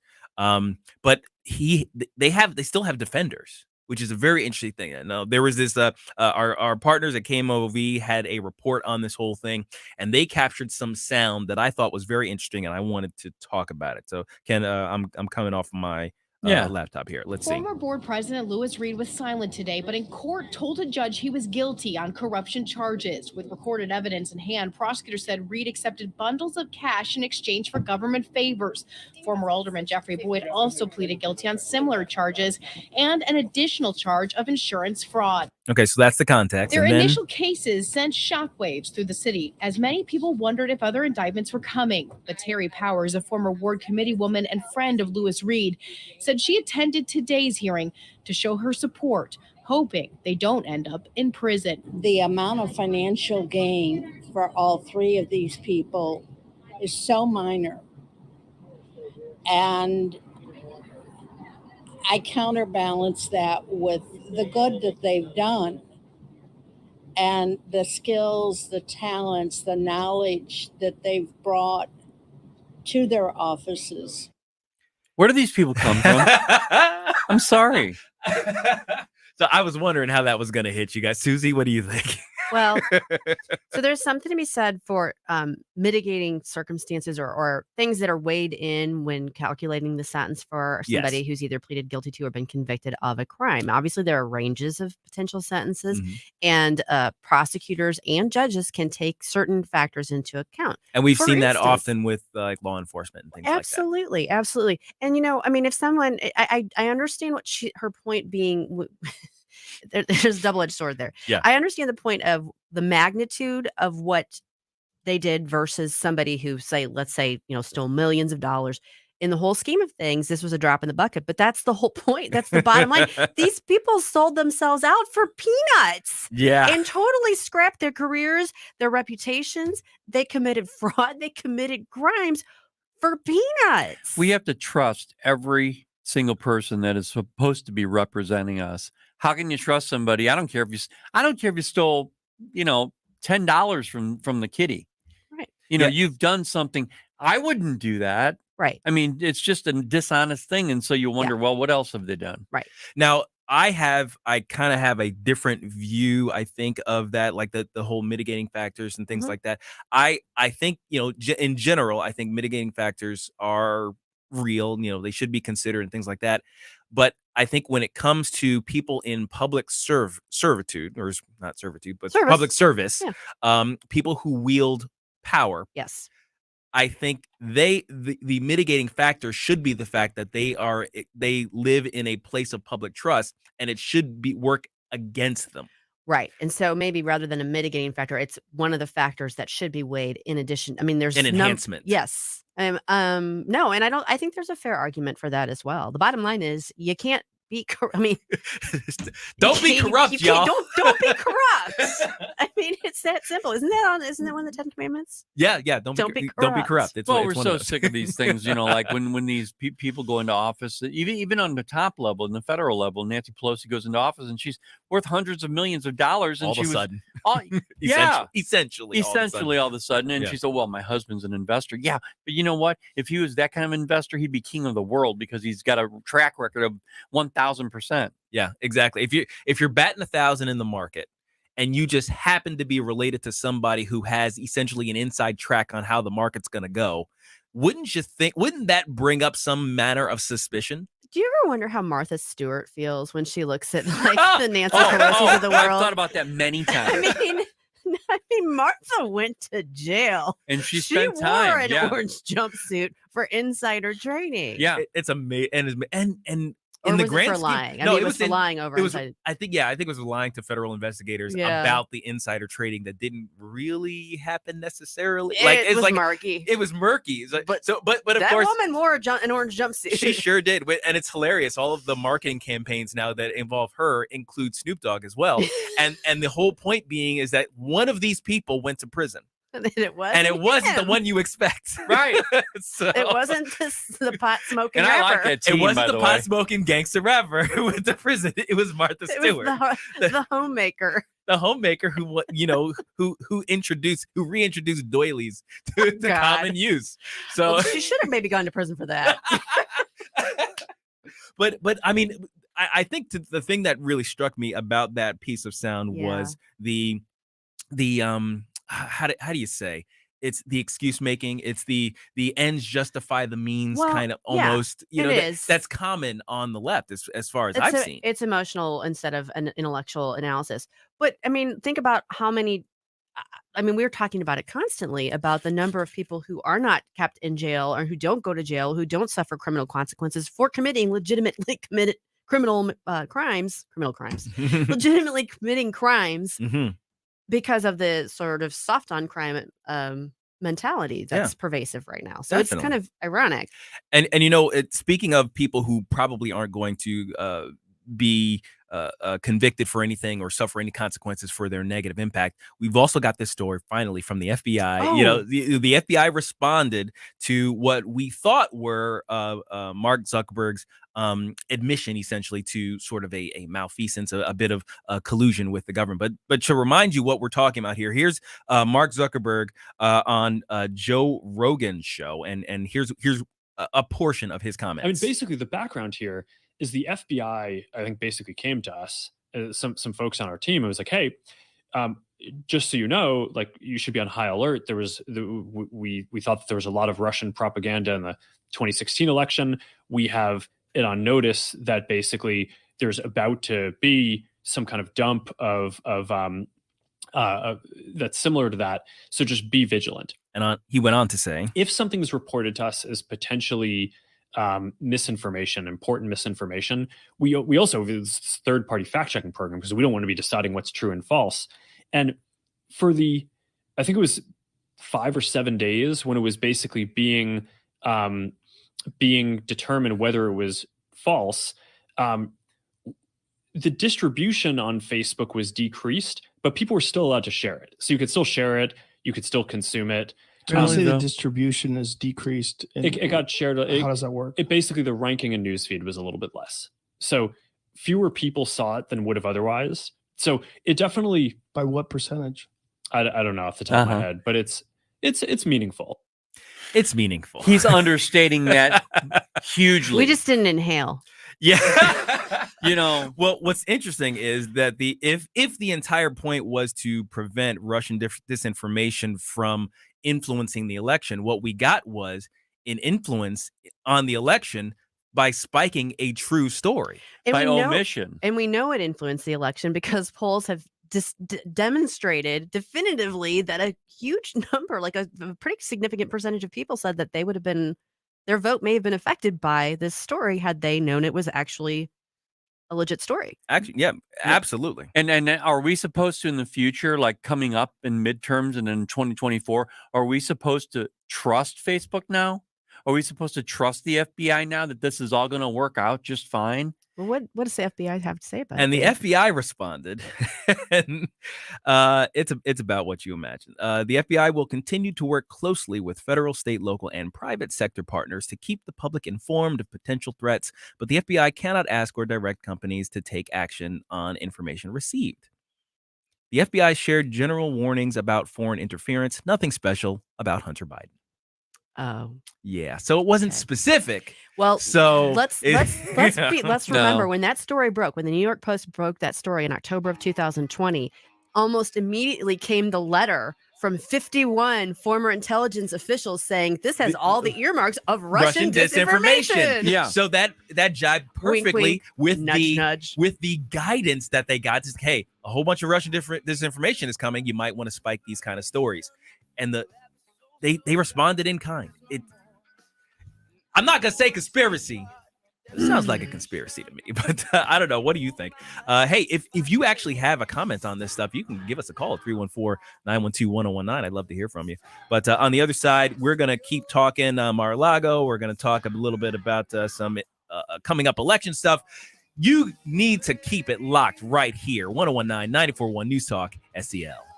Get up, can't you hear the alarm? Get up, this is your cousin Rob. Get up, what are you waiting for?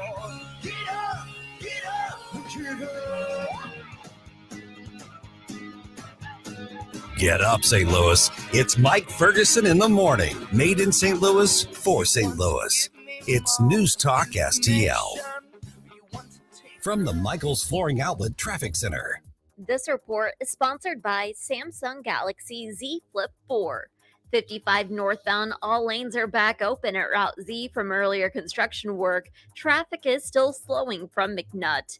55 northbound also slow in pockets between Carondelet and Gasconade.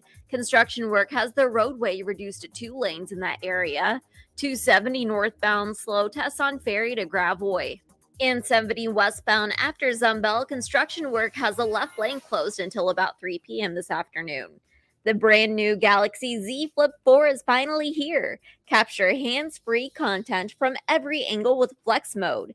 The sleek, foldable design lets you make your device conveniently compact. Visit Samsung.com to order your Galaxy Z Flip 4 today. I'm Kat from the News Talk STL Traffic Center. Are you going to the St. Charles Home Show next month? Yeah, September 23rd through September 25th. Well, guess what? My friends at Anton's Heating and Air are going to be there. Mike Ferguson here for Anton's Heating and Air, and I am so thankful to what they have done for me and my wife in our home. They installed a brand new HVAC system, energy efficient, digital, and it is going to be saving us so much energy throughout the years to come. It was brutally hot this year. We just couldn't take it anymore. And so we decided to invest in our home and frankly, in our comfort, maybe even you could say our health. And Anton's was just the people to do it. 314-858-8854. I was blown away with how absolutely how professional and how complete they were in assessing the situation. They found some needs that we had and some opportunities to save even more money through energy efficiency that others had missed, including us. We wouldn't have even known to ask about it. That's why you should do what I did. Call Anton's Heating and Air, 314-858-8854, or go to AntonHeatingandAir.com. Have you been floored? Not until you've gone to Michael's Flooring Outlet. They've been a locally owned and operated family business for more than 28 years. You want variety? Michael's has carpet, hardwood, laminate, ceramic tile, luxury vinyl, natural stone, and many other options. Save money and get quality at Michael's. Plus, your installation will be done right the first time when you hire the experts at Michael's. You can shop in store at one of their 3 convenient locations or shop from home. Check out everything that Michael's has to offer at igotfloored.com. Oh, Adam, you are so romantic. And I love the kitchen you found with all these great crumbs. Yeah, baby, only the finest crumbs in the kitchen for my favorite aunt. Did I just hear a car door slam? Oh no, it's the pest control company again with those green wheels. They always kill the move. This is Derek, the owner of All Solutions Pest Control. We'd love to help you out, so give us a call today at 636-486-7888. If a pest-free home is your goal, call All Solutions Pest Control. Mike Ferguson is brought to you in part by Brenton Vision, where LASIK equals freedom. Call Brenton Vision at 314-375-2020 or go to BrentonVision.com today. Fox News commentary. A popular young star has the mob on her tail for a 60th birthday party she hosted for her mom. Find out why the vultures are circling Sydney Sweeney next. The dollar is in grave danger as Russia and China recruit more nations into their anti-dollar alliance known as BRICS. If this continues, how much longer until the dollar is worthless? Stephen K. Bannon here. I urge you to get Birch Gold's free info kit on sheltering your savings with a gold IRA. To get your free copy, text the word shelter to 989898. With inflation continuing to explode, it's critical you take action today. Text shelter to 989898 right now. Sydney Sweeney of Euphoria fame is getting blasted by the social media mob for a 60th hoedown-themed birthday she threw for her mom. So what's the problem? Well, her guest had what appeared to be mega-inspired hats that said, "Make 60 great again," and one guest even dared to wear a Blue Lives Matter shirt. Oh, the horror! Now the cancel culture mob is coming for Sweeney and her family, forcing her to make a social media statement directing the haters to stop making assumptions and reassuring them the birthday bash wasn't intended to be a political statement. It's utterly ridiculous that those on the left are so intolerant and unloving. They feel the need to shame others, and for a birthday party, no less. Newsflash, leftists, half or more of this country is made up of conservatives and or Trump supporters, and if the sight of that triggers you to such an extent, look away. And to Sydney Sweeney, I say, stand strong and never bow to the mob. I'm Tommy Lahren, and you can listen to all of my hot takes at foxnewscommentary.com. St. Louis's new choice for conservative talk. Here's what the illiberal left does not get. Live and local. We're at least going to talk to the person who is on the ballot, and let's see how serious she is about running. This is News Talk STL.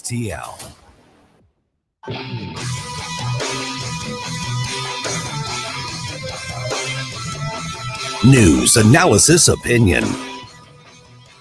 Talk lines are open now at 314-912-1019. Get up. It's Mike Ferguson in the morning. This is News Talk STL at 1019, 94.1, 99.1 HD3 and NewstalkSTL.com.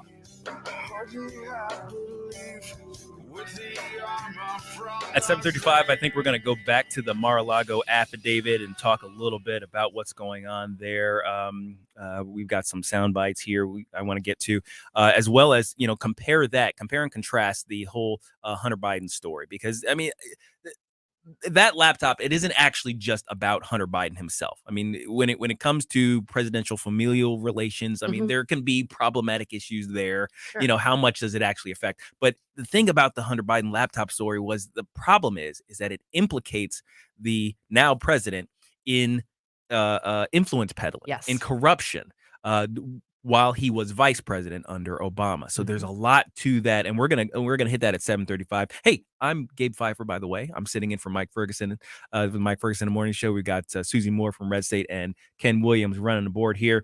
And but before we get to that, right now, I wanted to address the semi-fascist comments that the president made So our uniter in chief has once again decided to do some of the dumbest things possible to increase the heat between the two sides right now, and he made some comments that a lot of people are a little upset about, and for good reason. The GOP governor, oh gosh, I just had the story right here.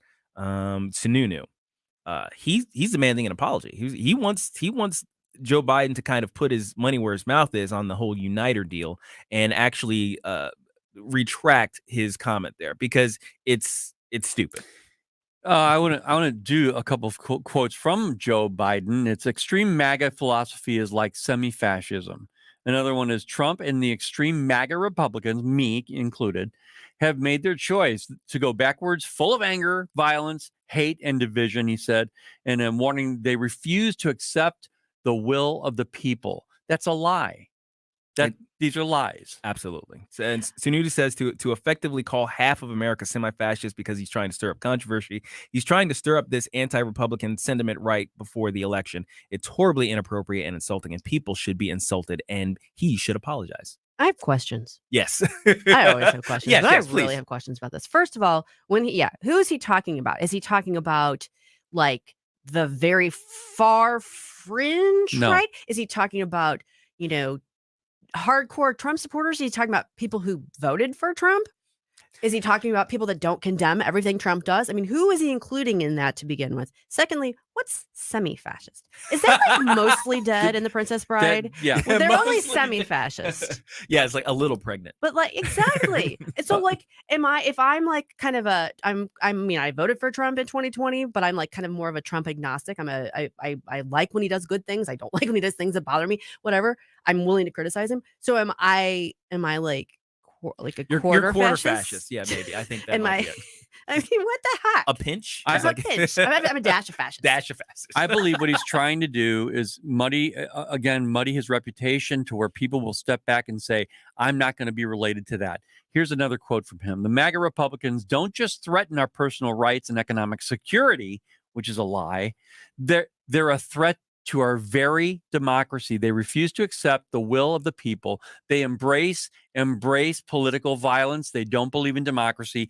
That's out of the words of Joe Biden, your president of the United States. He's saying, step away from Trump in 2024, because if you don't, you're going to be a part of it and you're going to be the problem. It sounds also like he's basically using the January 6th smear to spread all over people. And this is one of those things that really bothers me. The anti-democratic line. The threat to democracy. The threat to Everything's a democracy. threat to democracy now. Yes, absolutely. And what's interesting too is that we're getting this from conceivably a bit of friendly fire from guys like Adam Kinzinger, who says that I know. He's like, are we really talking about friendly fire here?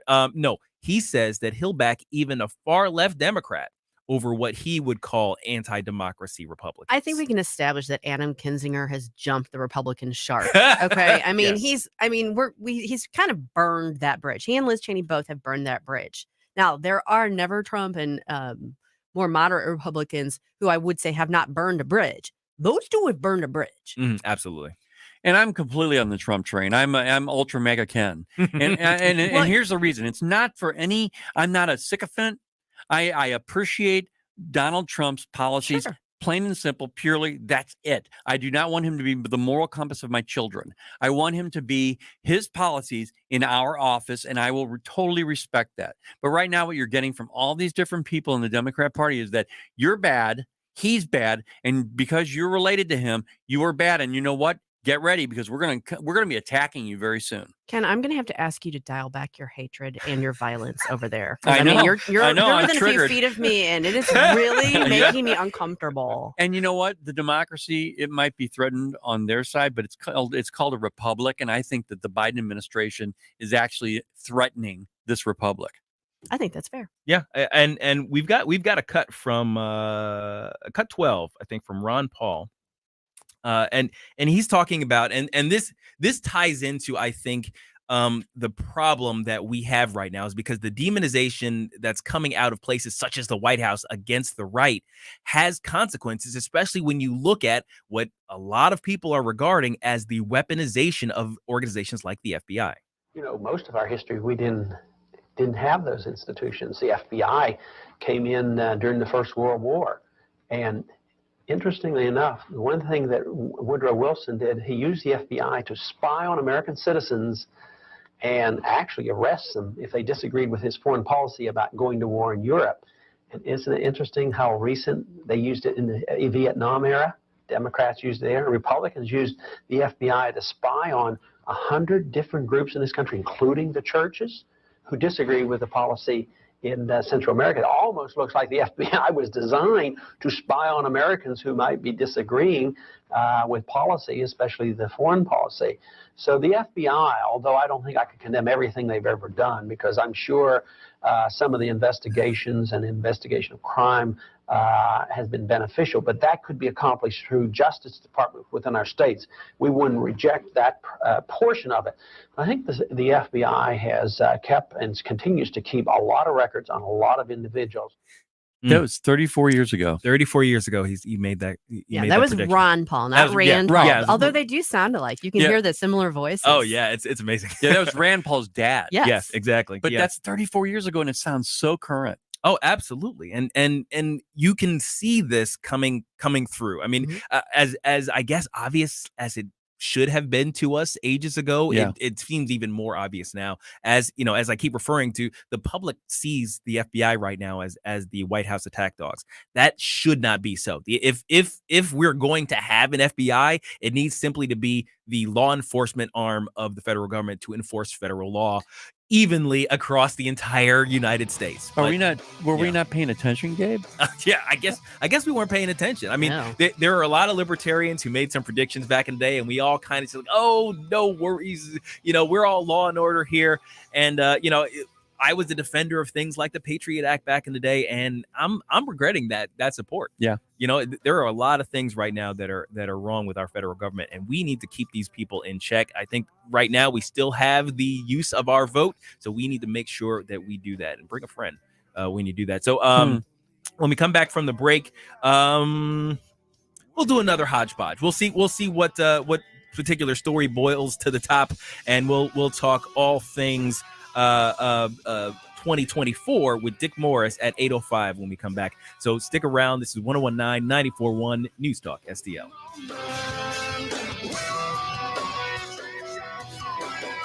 You're listening to Mike Ferguson in the morning on News Talk STL. If you find yourself feeling out of place in the world, it's comforting to know conservative values haven't been abandoned everywhere. The far left wants to destroy conservative values in America. This is News Talk STL. Welcome home.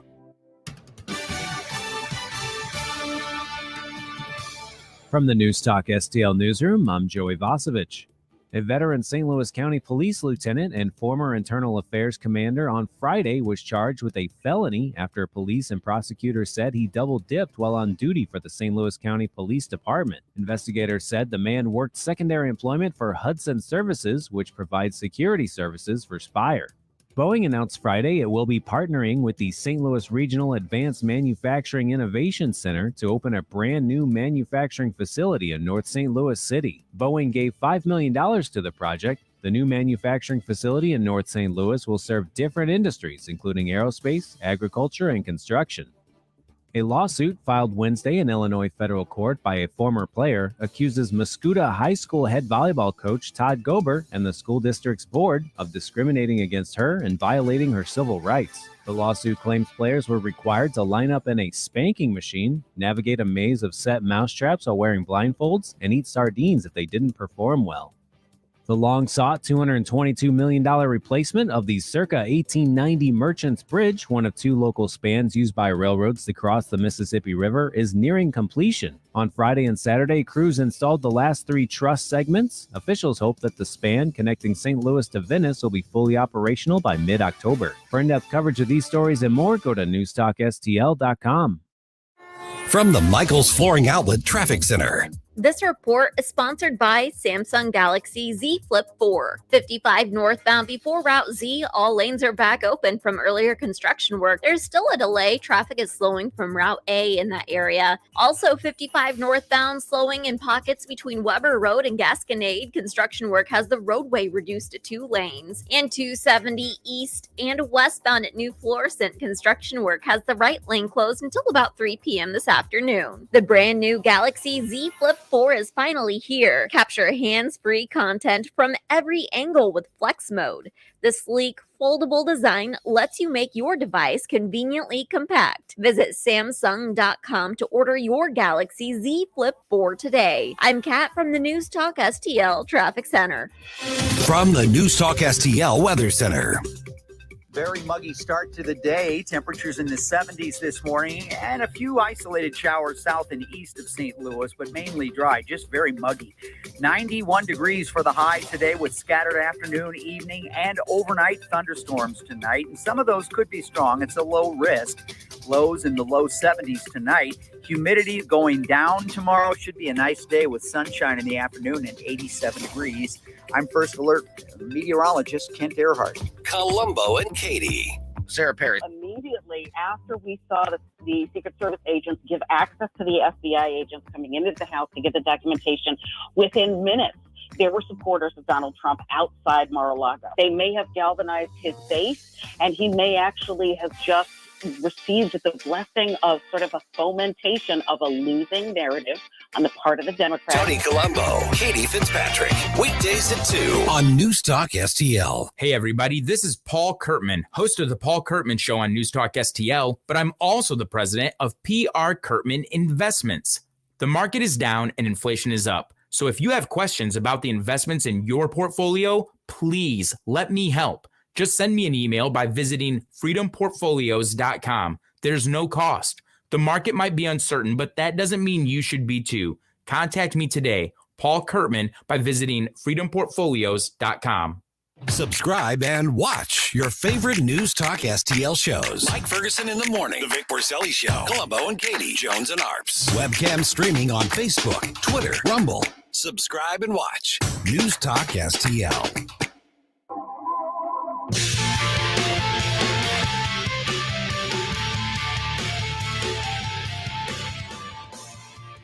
Talk lines are open now at 314-912-1019. Get up, St. Louis. It's Mike Ferguson in the morning. Made in St. Louis for St. Louis. It's News Talk STL. Sad news from NASA today. The Artemis 1 launch, which was scheduled for this morning, and man, I was so excited for this. It's a wonder why I haven't gone on about it for ages, because I am the rocket scientist at the station here. But Artemis 1 which was going to take an unmanned mission to the moon ahead of us returning there in a few years. That launch for this morning has been scrubbed. Sadly, there were some. It appeared to be, first of all, it was a weather delay that kind of put everything on hold, but then there seemed to be some technical difficulties as well. Perhaps a fuel leak. It was a hydrogen leak, which they addressed. Yeah. And I just want to say that it's the Fox Chiron that's saying the mission has been scrubbed, and that's probably accurate. Yeah. I'm stalking NASA on Twitter. Yes. And their last post, which is pinned, says launch is currently in an unplanned hold. So that was 23 minutes ago. So they haven't officially, NASA hasn't tweeted about it yet. Right. But I think it's looking like it's probably not going to happen today, which really stinks because more to the point is really known. Oh, lame. Yeah. Well, that's okay though. I mean, but the thing fine. is, the good thing though is about in this particular case, the launch I think will be rescheduled for Friday, so it's not going to be pushed off, for months on end, which could happen because I don't know if you guys know this, but designing a space mission is difficult. Really? And so I bet it would be. Get out of here. But Are you serious? Yeah, I know, right? I started working on one the other day. It really didn't pan out the way I wanted to, so I just scrapped the whole program. Oh man, but one of the great things about this particular mission is that yes, we're going to have another window on Friday, and even if Friday's launch doesn't go, the following Monday, right after that is another window. So we have some other options. We're talking about a 322-foot rocket that has 5.75 million pounds at takeoff. And the thrust that those rockets are capable of producing is 8.8 million pounds of thrust. So that's it. This is the biggest, most powerful rocket system in human history. So we're prepared to take things to the next level here, and I'm really excited about it. I'm hoping we're going to have more news to come, more better news to come on this later in the week. But keep your fingers crossed on all that. Yeah, I can't wait to see that rocket take off. Yeah, and the cool thing about that is when they do get it launched, the plan is this is an unmanned mission, but they're going to shoot this up there and have it go orbit the moon, and then the Orion capsule is what will come back to Earth, and it'll land in the ocean with like parachutes, like we were talking earlier, like in I Dream of Jeannie. Exactly. Well, I just can't wait to get, for them to get up on the moon, because I've been reading a lot about the different features of the moon lately. It's not just a round ball that, it's just flat surface and all that. They've got caverns inside the moon. They've got all kinds of things. And there's speculation that we could actually build things inside the moon to protect people from all of the bad elements that are coming from the sun. It doesn't really have an atmosphere. Right. So exactly. it's not like Earth 2. Yeah, you can't just build a house there. Yeah. No, but you could almost, and they're saying this is all speculation, but they could possibly create an atmosphere inside the moon, right? Which is really cool. There's all kinds of neat ideas about a permanent presence on the moon. But in the meantime, though, we got to bring it back down to Earth here. Yeah, I know. Sadly, and sadly, we're talking about the Mar-a-Lago affidavit, because that's still a big news story. It is. Even though it turned out to be a document to produce more questions than answers. What we ended up with was sort of the introduction to the possible reasoning behind the raid, but the good parts are all redacted, so we're not really sure exactly what happened. I think the most significant aspect of it to me is the idea that top secret documents were found among other less important documents like handwritten notes, news clips, and magazines. So I want to point something out about that. So the affidavit is what was presented to the court in order to obtain the warrant. So when this is talking about boxes of documents, this isn't talking about documents that were retrieved during the raid. Right. This is talking about documents that were sent by Trump's personnel, by the Trump camp, back to I don't know if it's to the National Archives or to the DOJ. I mean, they were part of this negotiation process. And then within those boxes that were sent back from Trump's camp, there were documents that had classified designations on them. Now, that's important, the way that's worded. Yes. The fact that they were marked classified could signify that they are still classified and therefore should not have necessarily been in that location, or maybe should have been handled differently. Or it could mean that they were once classified, but President Trump declassified them, and they still have the markings. So don't be misled by that. They could be. Sure. But it's not definitive, because the markings may no longer have the authority because they were declassified. And because of our distrust of the FBI now, at least mine, there's so many theories out there. Merrick Garland, he didn't become the Supreme Court justice that he wanted to be. So, hey, this is payback. That's just one. There's another one that Trump actually was holding on to evidence that proved that J6 committee was wrong and all kinds of other things that were happening. And they wanted that information back. And so therefore they decided to go in there and take it and then reclassify it. Something else about that. The affidavit references documents that were part of the FISA court. Like there were FISA documents, which actually refers back to the Crossfire Hurricane investigation. Right. And so there's some thought that there was some maybe documentation there that Trump felt exonerated him further and proved the Russian collusion hoax was a hoax perpetrated against him rather than by him. Yes. And here's a third, that they went in there knowing that there were boxes there, but they took evidence, top secret materials, put them in those boxes, removed them, and stated that those were in there originally. Well, that wouldn't be in the affidavit, though, because this is what was done before the raid. Right. Do you know what I'm saying? But I'm saying that they could have just said that, well, this is what we're looking for. Use that as justification to go in and install the stuff in the boxes, then say, yes, see, this is what we have. Right. Yeah, Let's and the other thing too is there's reference to National Defense Information, NDI, right? And one of the things that you need to understand is NDI isn't like the secret way of calling out the nuclear codes or things like that. You know, it's not the knock list from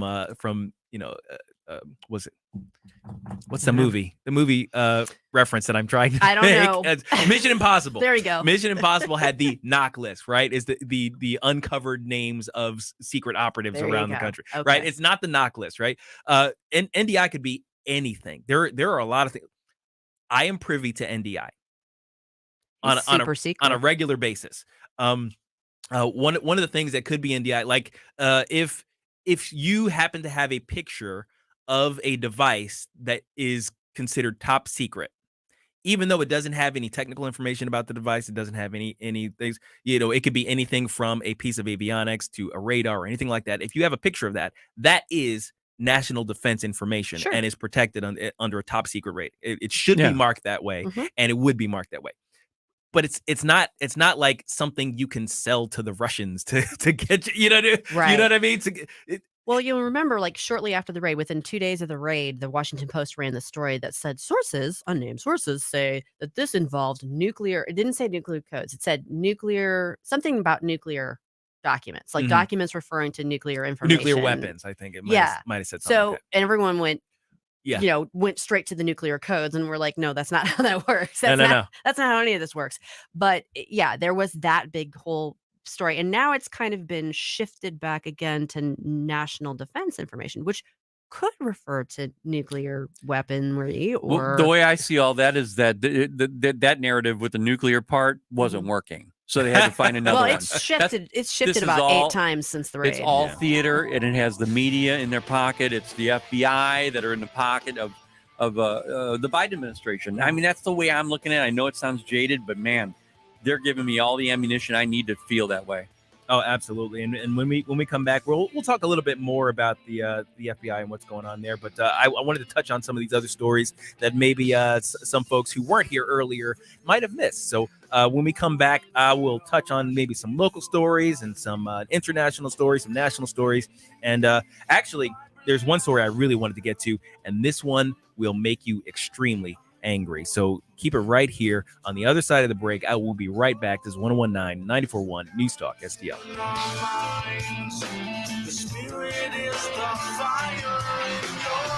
Watch us on our live stream using Rumble, Facebook, and Twitter. For podcast articles and more, find us on NewstalkSTL.com. Mike Ferguson in the morning on News Talk STL.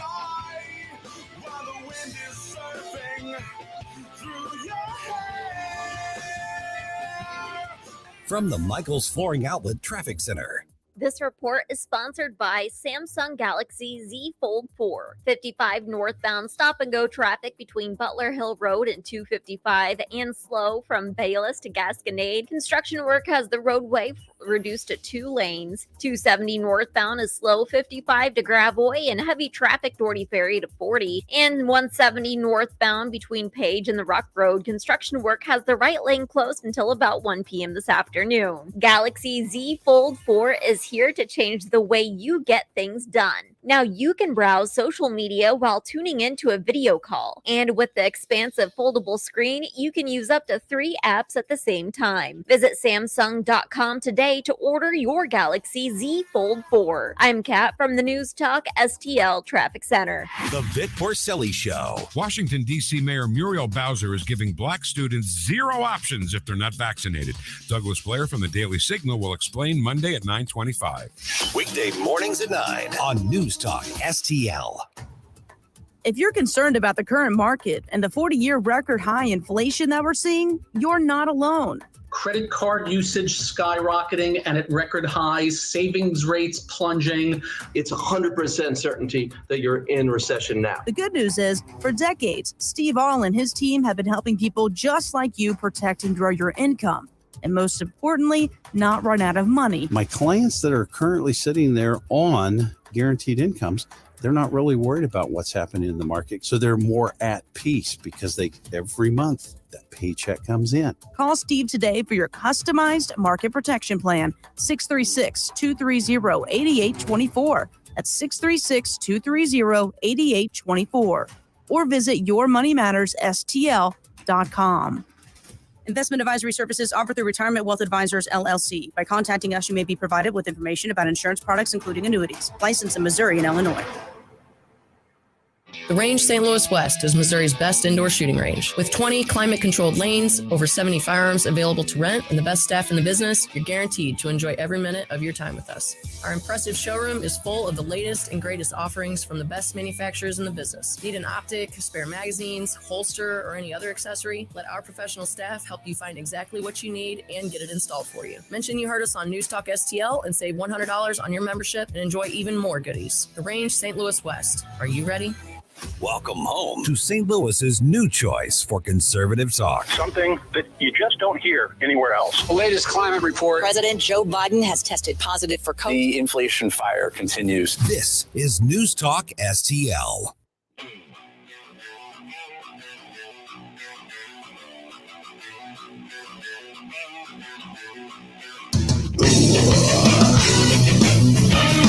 Talk lines are open now at 314-912-1019. Get up. It's Mike Ferguson in the morning, made in St. Louis for St. Louis. It's News Talk STL. Good morning, 7:50 on Monday morning. This is Gabe Pfeiffer sitting in for Mike Ferguson. I've got Susie Moore from Red State and Ken Williams on the board. I wanted to talk about this story. You know, we're still kind of dealing with the anniversary of the disastrous Afghanistan withdrawal, and there are more and more stories kind of coming out of that area that well, frankly, have made me very, very angry. There's one in particular here, and this is based off of a new Amazon Prime video documentary called "Send Me." About the I think a group comprised of former military, special operations operators and things like that, and it's kind of deals a lot with Tim Kennedy, a former MMA fighter, but also former military, and he was been a large part of these private organizations that have gone in to extract people from Afghanistan after the American withdrawal just kind of left a lot of people high and dry. Now, according to the president, though, there isn't really a problem. The president has said American passport holders are not having any trouble getting past the Taliban checkpoints. That may be problematic. An awful lot of reports that is still very much a problem. Right. And one of the things that came out in this documentary is an account from Tim Kennedy, who either he was on the ground at the time because he was involved personally in a lot of these extractions, or he's got the information from his buddies who were there, that four busloads of Americans, orphans, and others with verified paperwork guaranteeing safe passage out of Afghanistan were turned away by an unnamed Army colonel who just, I guess, made the snap decision that their paperwork couldn't be verified. So he says, of quoting the colonel, "No, I don't care who they are. Those people get back on those buses and they go back into Kabul. Get them off this base." Wow. I don't know what to say about that sort of situation. If this is actually happened, if this is true, right? Something like I keep wanting something needs to be done about these things, but I don't know what to do. When all that was happening, and I know it was just a year ago, it does seem like a lifetime ago though, but when it was happening, there was that sick pit in your stomach as you were watching, as you saw the men fall from the landing gear of the one plane, and you saw people, thousands of people thronging to the airport trying to get out, and you knew that there were going to be people left behind. It was just not physically impossible to get everybody out. There was that sick feeling in your stomach, like you were watching it happen in real time, and you couldn't do it. Like, what could you do other than just sit there and watch it happen, and knowing that the people left behind were in danger and could very well be killed.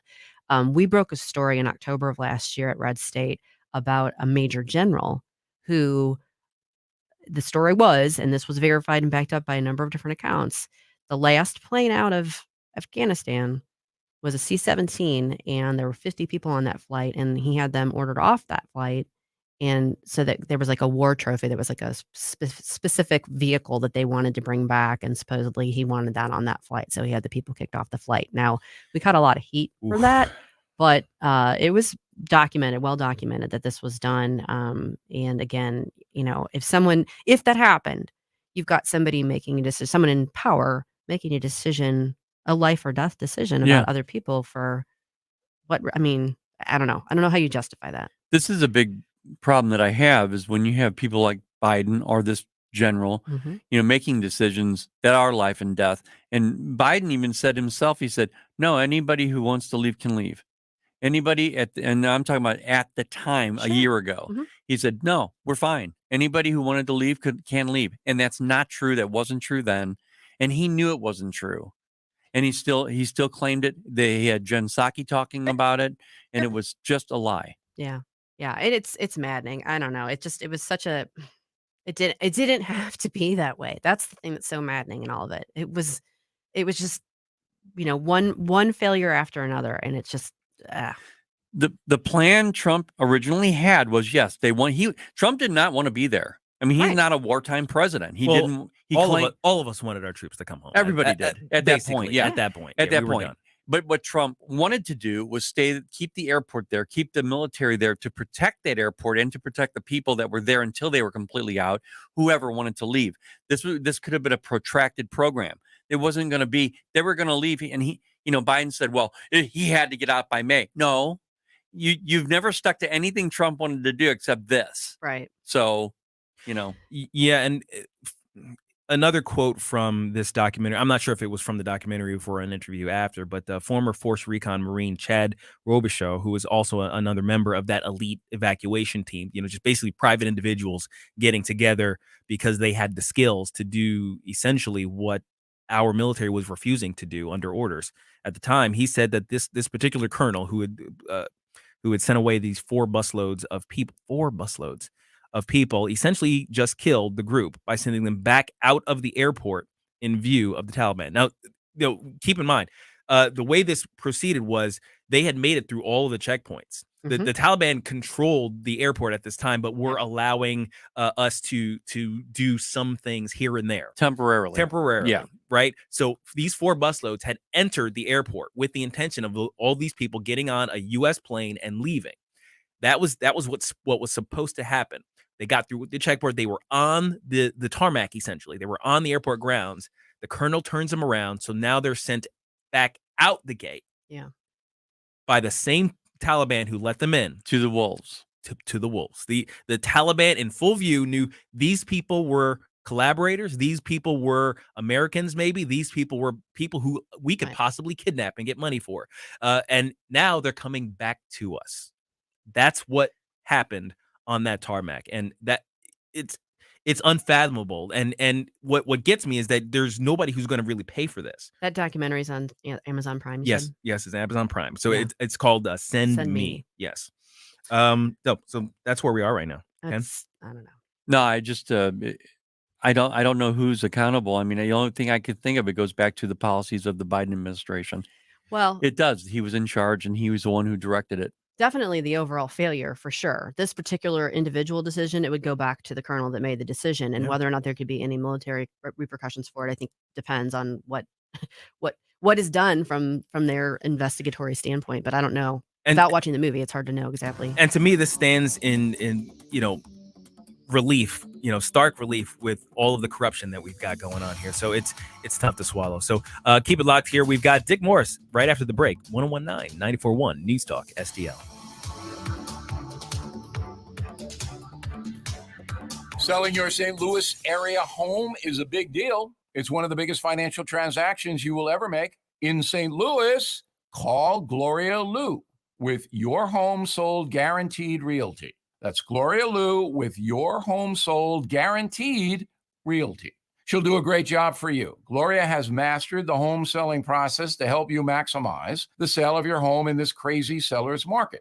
Why, Miss Liu? Gloria already has the buyers. Thousands of them looking for homes in your neighborhood and your price range. Fact is, with Gloria Lou, your home may already be sold.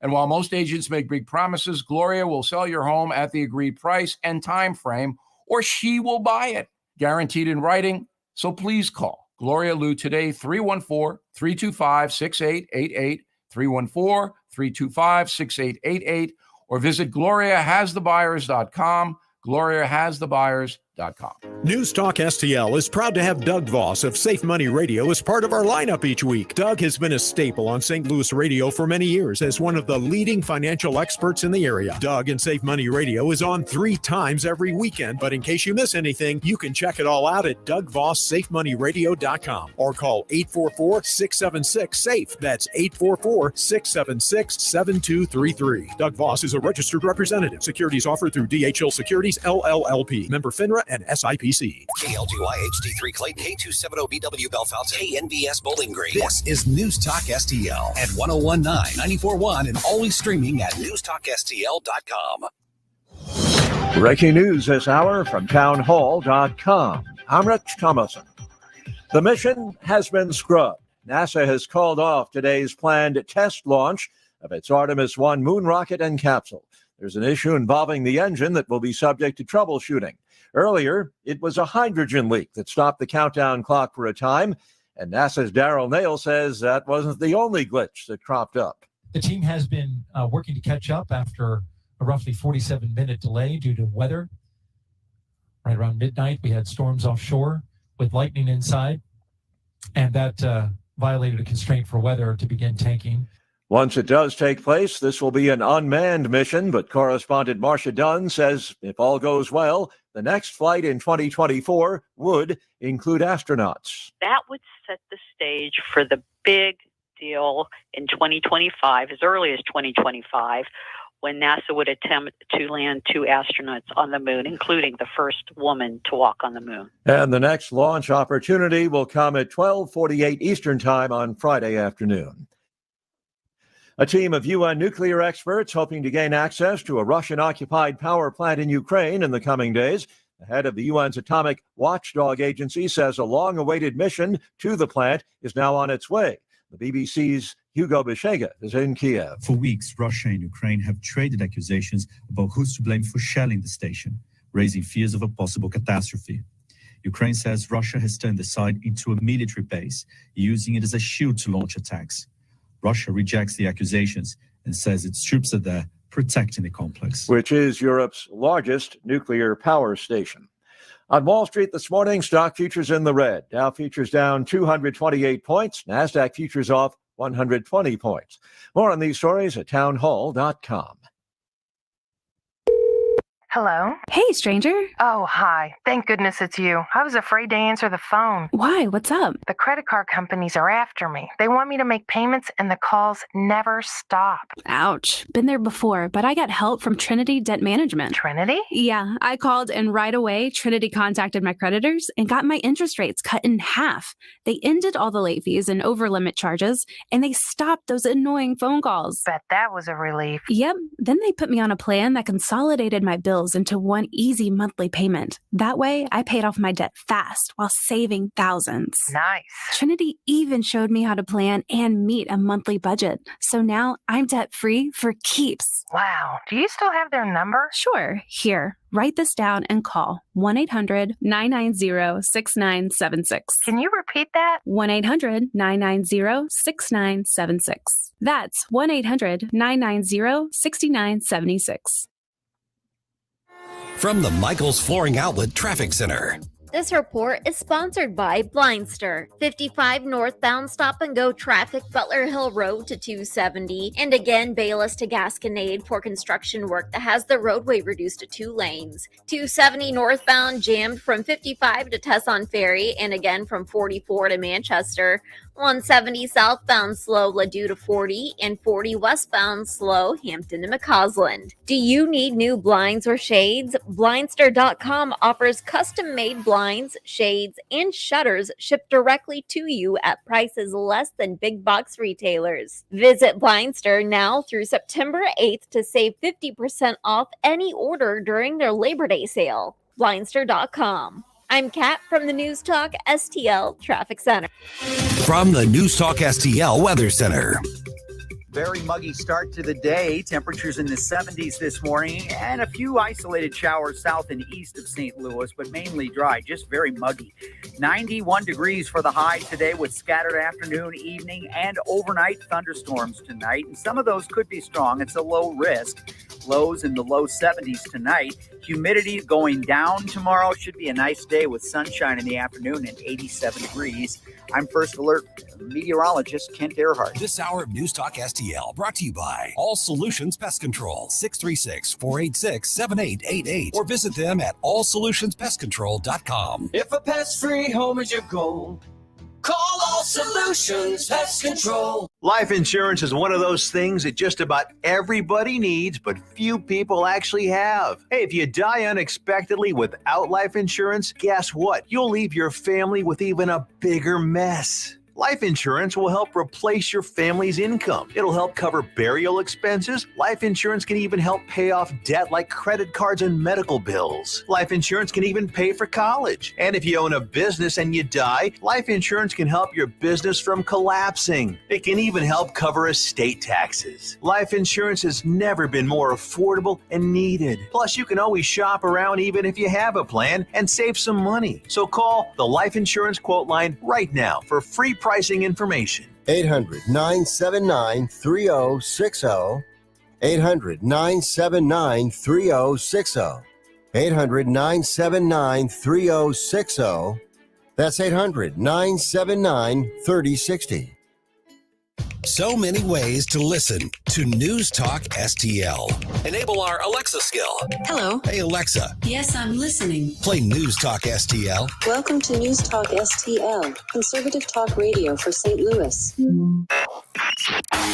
Mike Ferguson. This is the kind of adventure I usually have to force upon us, and here it is, falling into our laps. Gabe Pfeiffer. They're buying it. Get up! Get up!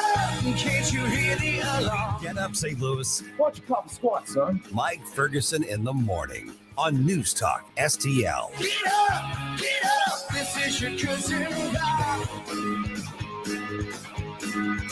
It's 8:06 on a Monday morning, and it feels like 8:06 on a Monday morning. Happy Monday morning. Happy Monday. Happy Monday, guys. I'm Gabe Pfeiffer sitting in for Mike Ferguson, the Mike Ferguson in the Morning Show. I've got Susie Moore from Red State, Ken Williams on the board here, and on the phone we have renowned political consultant and best-selling author Dick Morris joins us. Good morning, sir. Good morning. I'm here to talk about my book, The Return, Trump's big 2024 comeback. Yes, sir. And I know he's going to run, and I believe he's going to get the nomination without opposition, and I think he'll win the election. Now, your 2016 book, Armageddon, How Trump Can Beat Hillary, turned quite a few media heads back in the day. First, because the polls so heavily favored Hillary in the election, but then as somewhat prescient, given the surprising result. What kind of reactions are you getting right now for your latest? Well, I think people are basically believing that they know Trump's going to run. They believe that he'll get the nomination. But with all of the harassment of Trump and the legal harassment, I think they're concerned about it. And I think that what we have to realize, and one of the key points I make in the book, The Return, is that we're going to have to go through hell to get this done. Because basically the Democrats have decided Trump's own success is working against them. Democrats have decided that they can't beat him at the ballot box. They tried to beat him in these primaries with candidates he didn't endorse. They tried to beat him after the January 6th hearing, but his numbers kept going up and he's still well ahead of Biden in the polling. And that led them to conclude that they have to outget him out in the courts, beat him in the courts, not at the ballot box. So they raided Mar-a-Lago. I think they're planning to indict him. Possibly on just the picayune, clerical, bookkeeper, anal retentive ground of the archives.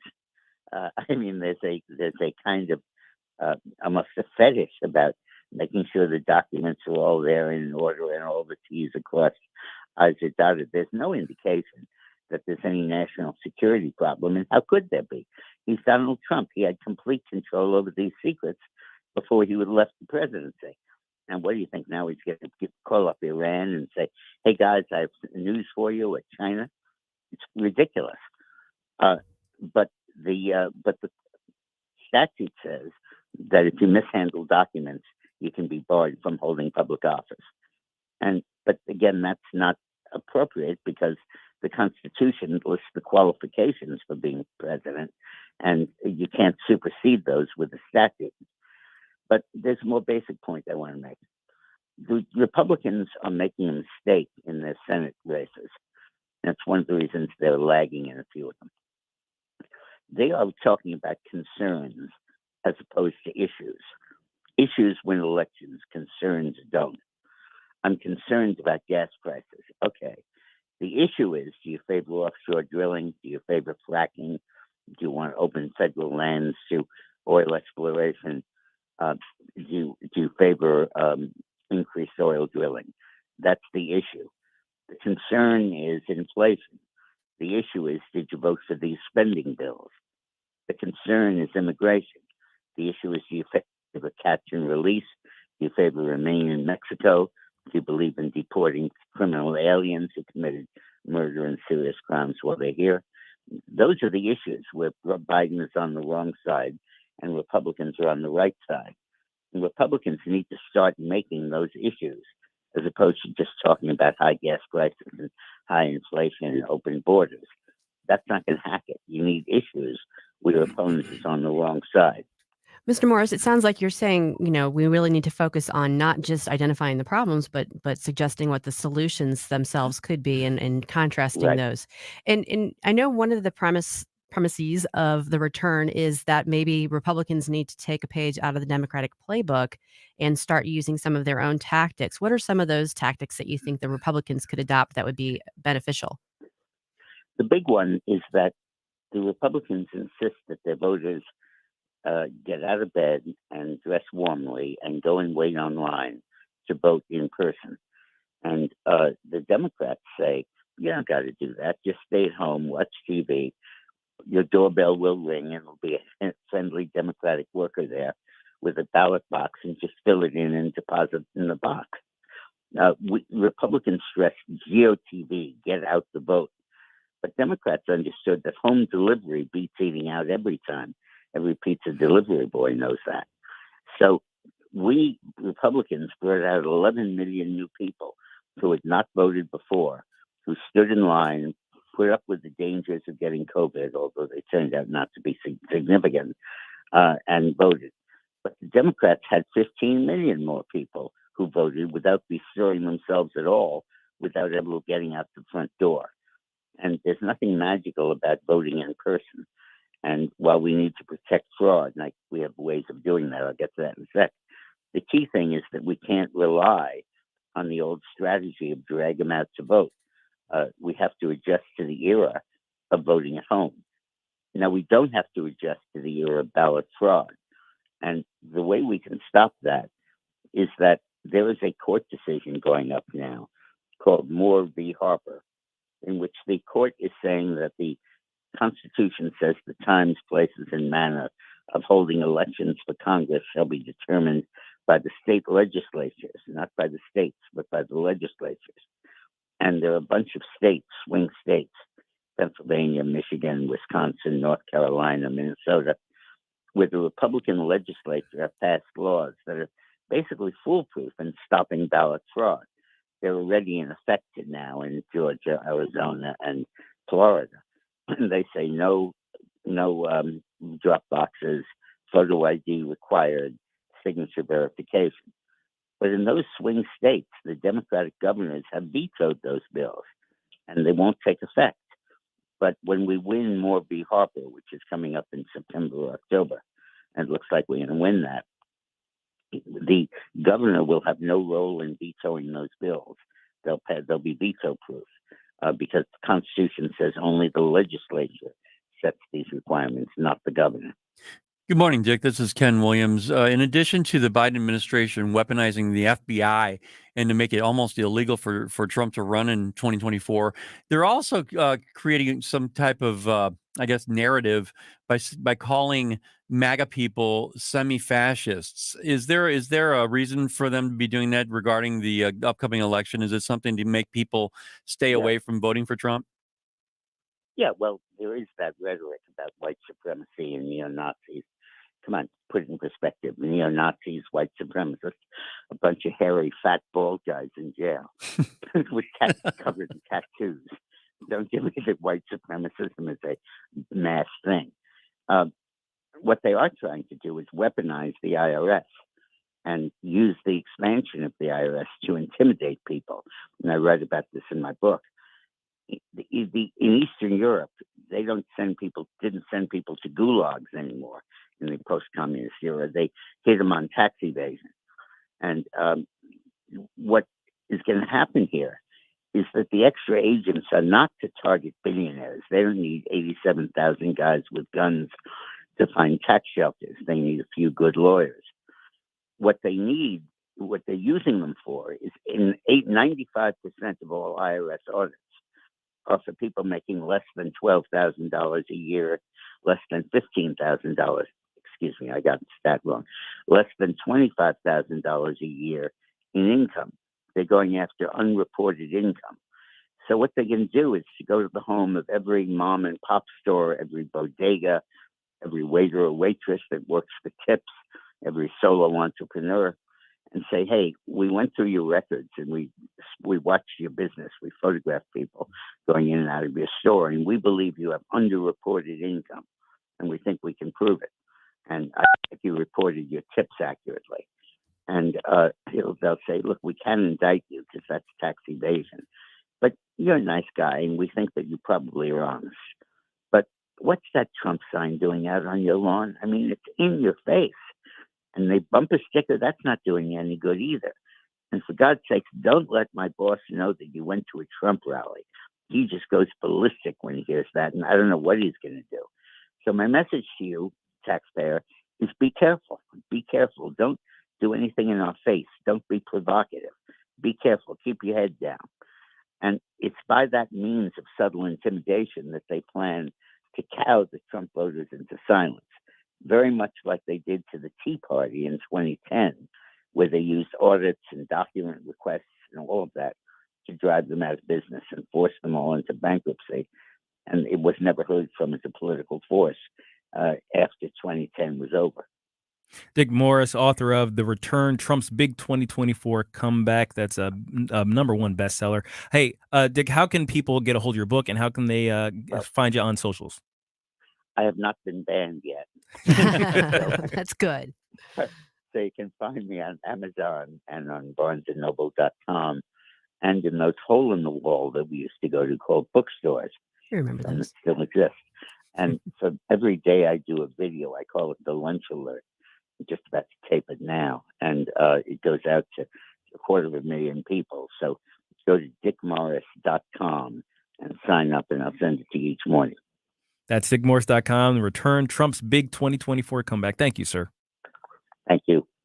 All right. So we got quite a bit of a ways on that one. Also, I really wanted to ask him about Ron DeSantis, but you heard the beep. Yeah, we heard the beep. Yeah. It's time to go. So are we out of time for this segment? So okay, so let's come back after the information break. We're gonna keep talking about gosh, there's so many things. You know, we haven't talked about illegal immigration in a little while. Let's talk a little bit about that. So come back after the break here. 1019-94.1 News Talk STL. It is no more. And all at once depart, no destination. Making cold my heart to fight your war. Stop it right now. I have had enough of this. Turn my eyes to your indifference. Stop it right now before you blow us all. Watch us on our live stream using Rumble, Facebook, and Twitter. Get up, can't you hear the alarm? Get up, this is your cousin Law. Get up, what are you waiting for? Get Get up, St. Louis. It's Mike Ferguson in the morning. Made in St. Louis for St. Louis. It's News Talk STL. You want to give me more information? From the Michaels Flooring Outlet Traffic Center. 270 northbound, stop and go 55 to Tesson Ferry, and again from 44 to Manchester. Southbound is slow from Page to 40. 40 westbound, slowing Hampton to McCausland. 55 northbound, jam from Butler Hill Road to 270, and again from Bayless to Gasconade. That's for construction work that has the roadway reduced to 2 lanes. And 170 southbound is slow from Ladue to 40. Want to save 50% on new blinds? Blindster.com offers custom-made blinds, shades, and shutters shipped directly to you at prices less than big box retailers. Visit Blindster through September 8th to save 50% off any order during their Labor Day sale. Blindster.com. I'm Kat from the News Talk STL Traffic Center. Hi, this is David with Household Easy, and I buy houses cash. If you own a house and you want to sell it fast at a fair price, call me at 314-293-3000. I pay cash and close in as little as 3 days. I buy houses in any condition, any price range, and any location in St. Louis. I'm a private real estate investor who buys several houses a month, and I want to buy more. I buy inherited houses, divorce houses, behind in payment houses. I even buy my tenant won't pay me the rent houses. Do you own a house that is trashed and needs thousands of dollars in repairs? Great, because I love buying junk houses. I buy vacant houses, abandoned houses, condemned houses, and foreclosure houses. If you own a house and you want to sell it fast, call me at 314-293-3000. That's 314-293-3000. 314-293-3000. Hey, Columbo here for Rockwood Charcoal. I love to grill and definitely prefer using charcoal over gas. And ever since I met Jonathan Heslop and he introduced me to his product, Rockwood Lump Charcoal, I can't use anything else. Rockwood is made from 100% pure Missouri oak and hickory and has been the nationally highest consumer-ranked charcoal for several years. So you're cooking with the best and supporting local industry and a local business all at once. Doesn't get any better than that. There's over 100 area Rockwood retailers. Find yours at rockwoodcharcoal.com. Fox News commentary. A popular young star has the mob on her tail for a 60th birthday party she hosted for her mom. Find out why the vultures are circling Sydney Sweeney next. The dollar is in grave danger as Russia and China recruit more nations into their anti-dollar alliance known as BRICS. If this continues, how much longer until the dollar is worthless? Stephen K. Bannon here. I urge you to get Birch Gold's free info kit on sheltering your savings with a gold IRA. To get your free copy, text the word shelter to 989898. With inflation continuing to explode, it's critical you take action today. Text shelter to 989898 right now. Sydney Sweeney of Euphoria fame is getting blasted by the social media mob for a 60th hoedown-themed birthday she threw for her mom. So what's the problem? Well, her guest had what appeared to be mega-inspired hats that said, "Make 60 great again," and one guest even dared to wear a Blue Lives Matter shirt. Oh, the horror! Now the cancel culture mob is coming for Sweeney and her family, forcing her to make a social media statement directing the haters to stop making assumptions and reassuring them the birthday bash wasn't intended to be a political statement. It's utterly ridiculous that those on the left are so intolerant and unloving, they feel the need to shame others, and for a birthday party no less. Newsflash, leftists, half or more of this country is made up of conservatives and or Trump supporters, and if the sight of that triggers you to such an extent, look away. And to Sydney Sweeney, I say, stand strong and never bow to the mob. I'm Tommy Lahren, and you can listen to all of my hot takes at foxnewscommentary.com. Decision 22 News. The inflation, gas prices. Decision 22 Analysis. The things the American people want to hear about. Decision 22 Opinion. Same old tired talking points. In St. Louis, Decision 2022 happens right here. News Talk STL.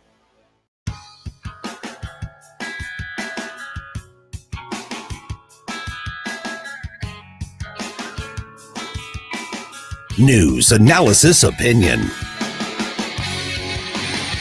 Talk lines are open now at 314-912-1019. Get up. It's Mike Ferguson in the morning on News Talk STL. We've got so many economic problems right now. It's kind of crazy to think about because I think we're now in, is it 3/4 of negative? No, we've had two. We've had two. Officially. Now they Two officially. revised the second quarter number down, like made it smaller. Okay. So it was only negative 0.6 instead of negative 0.9, but it was still 2 consecutive quarters of negative All growth. right. So that new number that we saw wasn't a new number per se. It was a correction. It was a correction of the but we do So they're officially playing with tenths of points. Yeah, well, no, I but mean, that's normal. That is normal. But the thing is that what they're really playing with is the definition of a recession. Right. That's You know, definitely been because we're Yeah. clearly in a recession and all the indicators are there, and we're going to talk about that a little later but right now I wanted to focus on illegal immigration because hey, by the way, I'm Gabe Pfeiffer. Oh yeah, I forgot to introduce Hi, myself. Gabe. Hi, it's 8:24 on Monday morning. I'm sitting in for Mike Ferguson. Mike is still recovering from his eye surgery, but he will be back tomorrow to lead the ship here. We got Susie Moore from Red State and Ken Williams running the show over there. But we've still got Governor Greg Abbott is still sending bus loads to New York. Is he still doing it right now? Yes. There were two. I love it. I'm glad. We're showing them getting off the bus. Good. Yes, good. There were two Keep bus going. loads just arrived in New York. Now, and it's very interesting. Whenever you see the footage, there's a couple of officials there, and they shake everybody's hands as they come off the bus. I'm not sure exactly what's supposed to happen there, but it is what it is. So while they are happily greeting these illegal immigrants into their city, the mayor there is complaining about it. Well, as he should, because they're not supposed to be there. But guess what, Mayor? That's the problem in every single border state right now. Right. And it's your party that's causing the problem because he's sending these people illegally. Well, he's not illegally doing it, but he's sending these people who are illegal to the Democrat-run cities that are actually supporting the policies of the Biden administration to get them in here in the first place. Exactly. So I mean, what we've had is rhetoric from a lot of blue areas and blue cities discussing the immigration problem, the problems that we have in our immigration system overall. And of course, they're going to conflate legal immigrants and illegal immigrants. So they just talk about immigrants. It's like, oh, these people are just coming. They just want to be here in America. We need to not make any barriers to their entry. We need to not criminalize. It's no person is illegal. Right. All of these things, these sanctuary cities, we're going to establish that. So there are no enforcement of federal immigration law in our city and things like that. So all of these virtue signals from East Coast, West Coast cities that are far away from the borders. And now Greg Abbott has made them border towns, and they're complaining about it. Yeah, I mean it's it's a brilliant political strategy. It's basically putting proof, putting proof to their lie, I guess, if you will. That the welcoming aspect of it. It's fine to have a porous border and have thousands of people streaming across it if somebody else has to deal with them. But if I, as the mayor of this city, have to deal with them, I'm not so happy about it. Well, so maybe reconsider your stance. Let's think about this. Yes, Susie, and you can set your watch by when they did that. Mm-hmm. Because they were coming in for over a year under Joe Biden at 200,000 plus, and they're saying estimates are actually higher per month coming over our border and we've got over 2 million people in the United States because of Joe Biden's policies. None of this was even talked about on mainstream corporate legacy news until they came into their cities. And suddenly the Mayor Bowser of Washington, D.C. is like, we don't know what to do. What's going on here? There are some illegal people here now, and we don't know what we're going to do. Our city services can't that's how it's we sucks. need to call It's out the National Guard. We don't have the infrastructure and the facilities set up to deal with this influx of people. Okay, well, that's what Texas is dealing with on a minute by minute basis. That's what Arizona is dealing with. That's why this is a problem and why it needs to be addressed in a straightforward manner.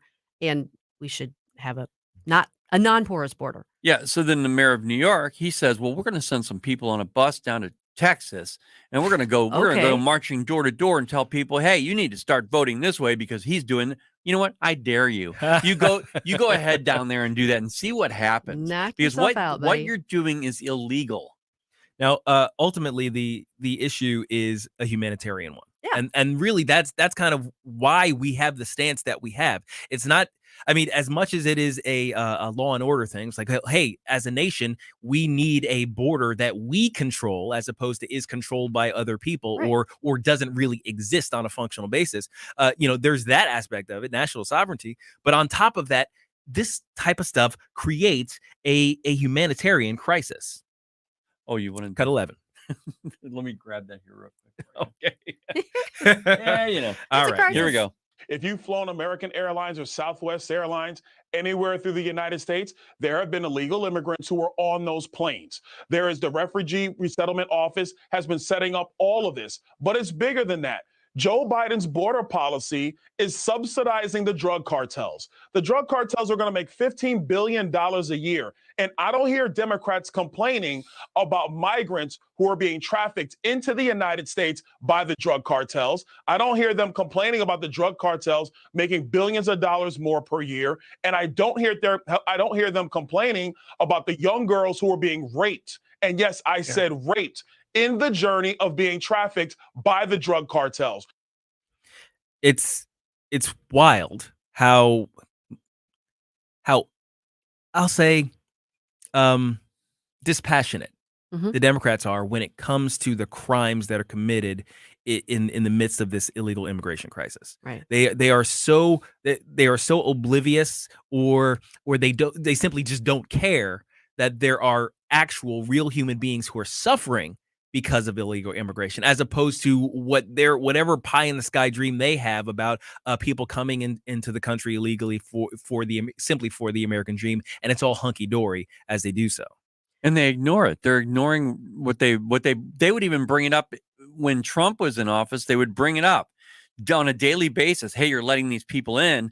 But then now it's no big deal. And not to mention the fact that how much fentanyl is coming into this country and killing people on a daily basis. Well, that's the problem with looking at an issue like this. This is a huge issue, but looking at it through a political lens and only a political lens. If you're only looking at it, how can I benefit from this politically, as opposed to what's the solution here? What's a humane, realistic, efficient solution? Then that's what you're going to get. Yeah. Don't encourage them to come over. Yeah, if you're encouraging it. Well, it's part and parcel to the Democrats' stance on crime, right? Their policies essentially encourage crime, and you get the cities that you get from that kind of bullcrap. So it is what it is, and ultimately this also has an impact on the economy, which is what we're going to talk about after the break, right here on 101.9 94.1 News Talk STL. Watch us on our live stream using Rumble, Facebook, and Twitter. Get up. It's Mike Ferguson in the morning. This is News Talk STL at 101.9, 94.1, 99.1 HD3 and NewstalkSTL.com. Free speech is alive and well in America. Thanks for taking my call. Right here. My point about the governor there, it's absolutely about power. I read this, I almost fell out of my chair. News Talk STL. This thing is just absolutely dripping with iron. News, analysis, opinion. From the News Talk STL newsroom, I'm Joey Vasovich. Catherine Pinner, the GOP candidate for St. Louis County Executive, has dropped out of the race. Chair of the Republican Central Committee of St. Louis County, Renee Artman, said Pinner notified the party Thursday night. Illinois voters have the chance to sign up to send their ballots for November and spring elections by mail forever. Elections officials are sending applications for permanent permission to vote by mail to each of the state's 8 million registered voters. Prosecutors on Sunday charged a 42-year-old St. Louis man accused of firing gunshots in the Normandy High School parking lot after a fight broke out at the conclusion of the school's football season opener. The man faces 3 weapons offenses along with felony counts of evidence tampering and resisting arrest.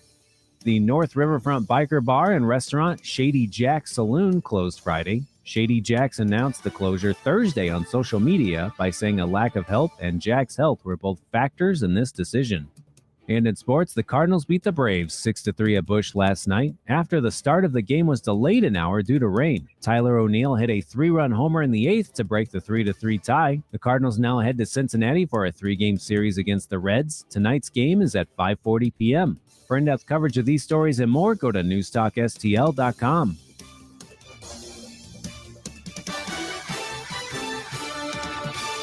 From the Michaels Flooring Outlet Traffic Center. This report is sponsored by Blindster. 270 northbound stop and go 55 to Tesson Ferry, slow 44 to Geordie Ferry, and eastbound before New Halls Ferry. There is an accident blocking the right lane. Traffic is slowing from West Florissant. 170 southbound stop and go Galleria Parkway to 40, 55 northbound jam between Bayless and Gasconade. The roadway is reduced to 2 lanes for ongoing construction work. Want to save 50% off new blinds? Blindster.com offers custom-made blinds, shades, and shutters shipped directly to you at prices less than big box retailers. Visit Blindster through September 8th to find 50% off any order during their Labor Day sale. Blindster.com. I'm Kat from the News Talk STL Traffic Center.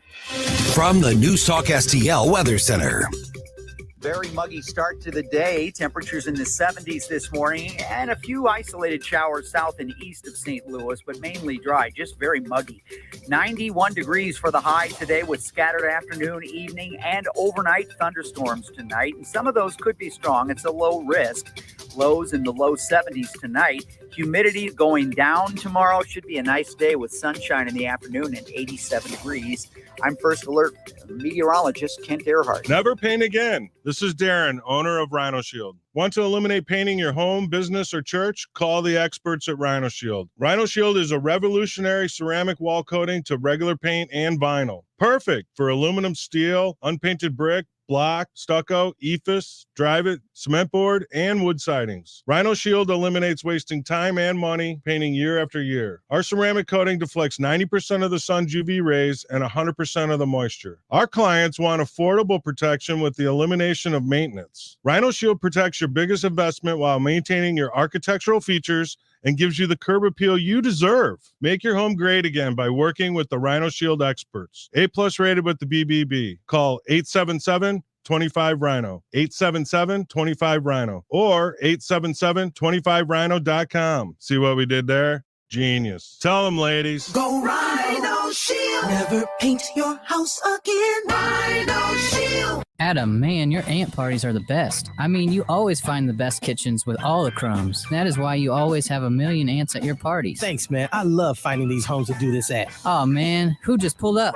Oh, no, it's the pest control company again with those green wheels. They seem to kill every one of my parties. This is Derek, the owner of All Solutions Pest Control. We'd love to help you out, so please visit us online at allsolutionspestcontrol.com. If a pest-free home is your goal, call All Solutions Pest Control.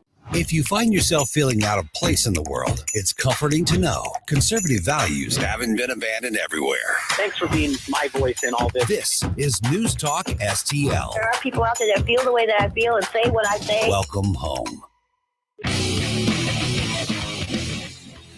Talk lines are open now at 314-912-1019. News, analysis, opinion. Get up. It's Mike Ferguson in the morning on News Talk STL.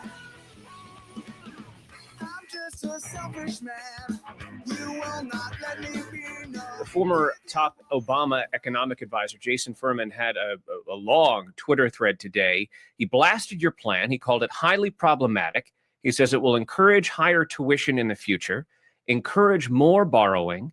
He says it will create expectations of future debt forgiveness. Is he wrong about any of that?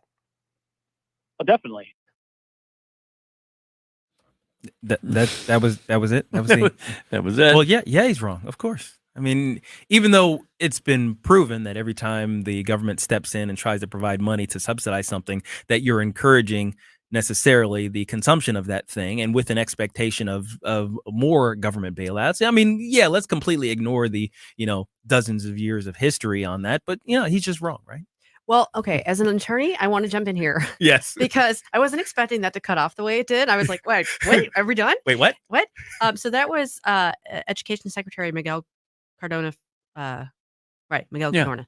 Mm-hmm. So he's the one answering the question. Yes. I want to compliment him because every time I prepped a witness, I always told them one of the most important things when you're asked a question, answer very short, sweet, to the point. Do not elaborate. Do not go beyond the question asked. If it's a yes or no question, answer yes or no. He did it definitely. You know, that was actually is a perfectly courtroom answer that he gave there to the reporter. Well, great.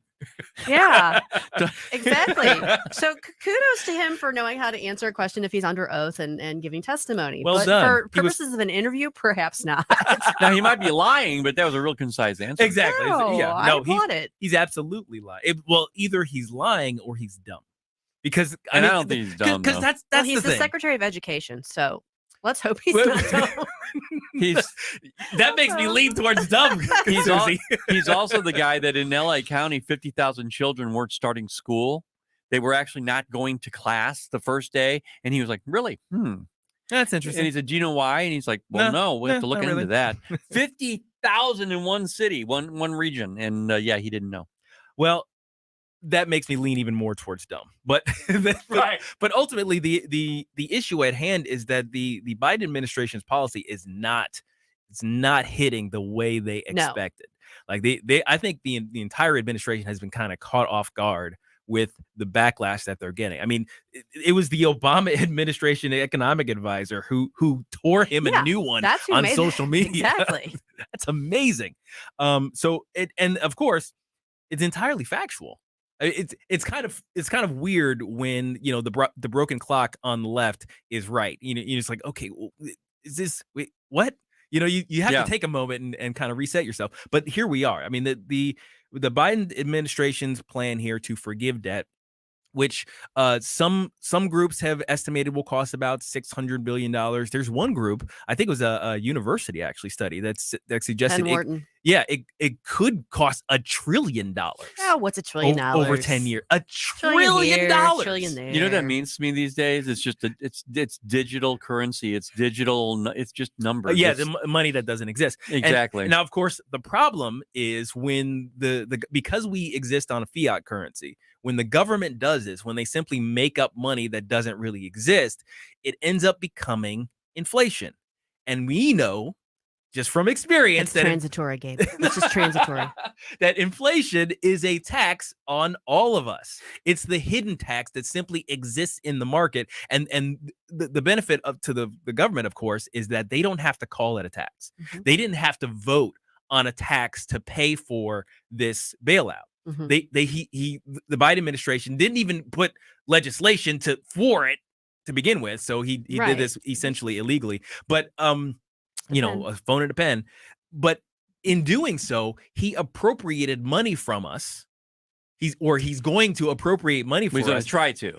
Well, inflation is how the money's going to be appropriated. Right. He doesn't have to go through a legislative process. He doesn't have to put his name on the extra number on the bill necessarily.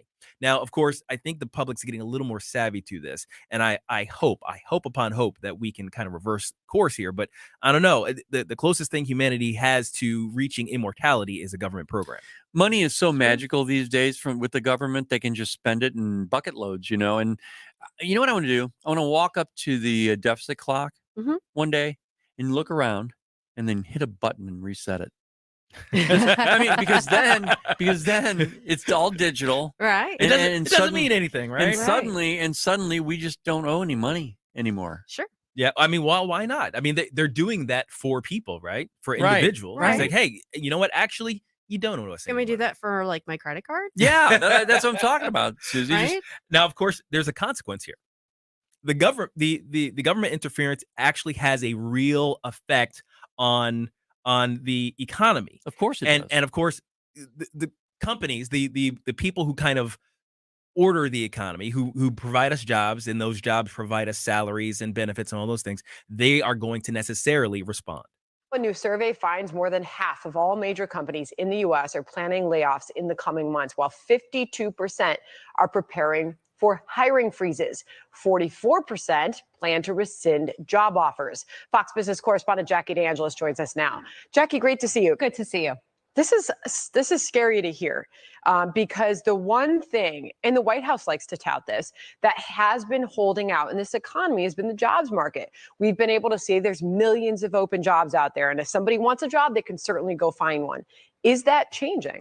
It seems to be changing, and I've been saying this is the next shoe to drop, right? So last week I was talking about some of the layoffs that we've seen in tech, and let me just go over some of the big names with you, either slowing hiring or laying people off. Alphabet, Amazon, Apple, Microsoft, Meta, Netflix, Peloton, Tesla, Twitter. The tone out there from CEOs is that there are headwinds coming. We're bracing for that. We're trying to anticipate it and be ready for it. Then you hear from the retailers like Target, Walmart, Best Buy, Lowe's, Gap, TJ Maxx. They're all either warning or they're lowering their profit guidance. Guys, these companies, especially those brick and mortar ones that they mentioned, they are the anchor stores for all those strip malls that you pass on the road, right? On your way home, look at all of the strip malls and look at what's the biggest building there? It's the anchor. That's so if they stop hiring, could you imagine the one statistic that really got me was they're rescinding job 44%. 44% of these companies are rescinding job. job. No, I didn't. I could not imagine having gotten I'm fresh out of school. It's like I got a job as like an accountant at Target or something like that. Yeah. And I got my job offer. Hey, look, guys, I'm going to be making $45K and I got benefits and everything. And then I get a letter 3 weeks later or whatever that says, oh, by the way, I'm sorry, the position you had applied for and we had given you doesn't exist anymore. Right. Yeah, go full, go full t-shirts at the Gap, maybe. Well, now add to that the people then that are being laid off as well, because that's somebody who's got the job, been doing the job, been performing the job, and all of a sudden the rug's pulled out from under them. And I can tell you from firsthand experience, that is a horrible situation. It's what we talk about all the time. The government cannot determine, they cannot regulate capitalism. Right. You can't, they can't grow it. They can't do anything with capitalism. They're not capitalists. They're the government. The government doesn't create jobs. Nope. The government doesn't turn on or off. Well, they can turn off an economy. Well, that's their problem. But they can't turn on an economy. Right. At the very least, they can get out of the way and let economies do what economies do. But of course, governments don't like that because you can't run as a politician on not having done anything to the economy. Well, it's like, well, look what I did. Look at the benefits that I created. Look at the money I appropriated for my constituency, as opposed to I got out of the way. Y'all did y'all thing. Vote for me. Right. It's like nobody's gonna vote for you. I'm sorry. Great Gabe and Susie. Remember when Trump had to turn off the economy? We had to shut it down, and everybody did their 2-week whatever to level the spread or whatever. Flatten the curve. Flatten the curve. There we go. Yeah. That was the guidance. Okay. Anyway, Then from he was white coats. attempting to say, "I'm going to get out of the way now and let the economy happen." And when he got out of the way is when the economy started to go back. But guess who got in the way in January of 21? Joe Biden. He got in the way, and look what happened. That's how it works. That's how it works right now. When the government gets in the way, they destroy jobs. They destroy the economy. They skew everything. Do they do anything right? Oh, that's a fair question. Maybe we'll be able to answer that on the other side of the break here. We got an information break for you here. So keep it locked. 1019-94.1 News Talk STL. Watch us on our live stream using Rumble, Facebook, and Twitter.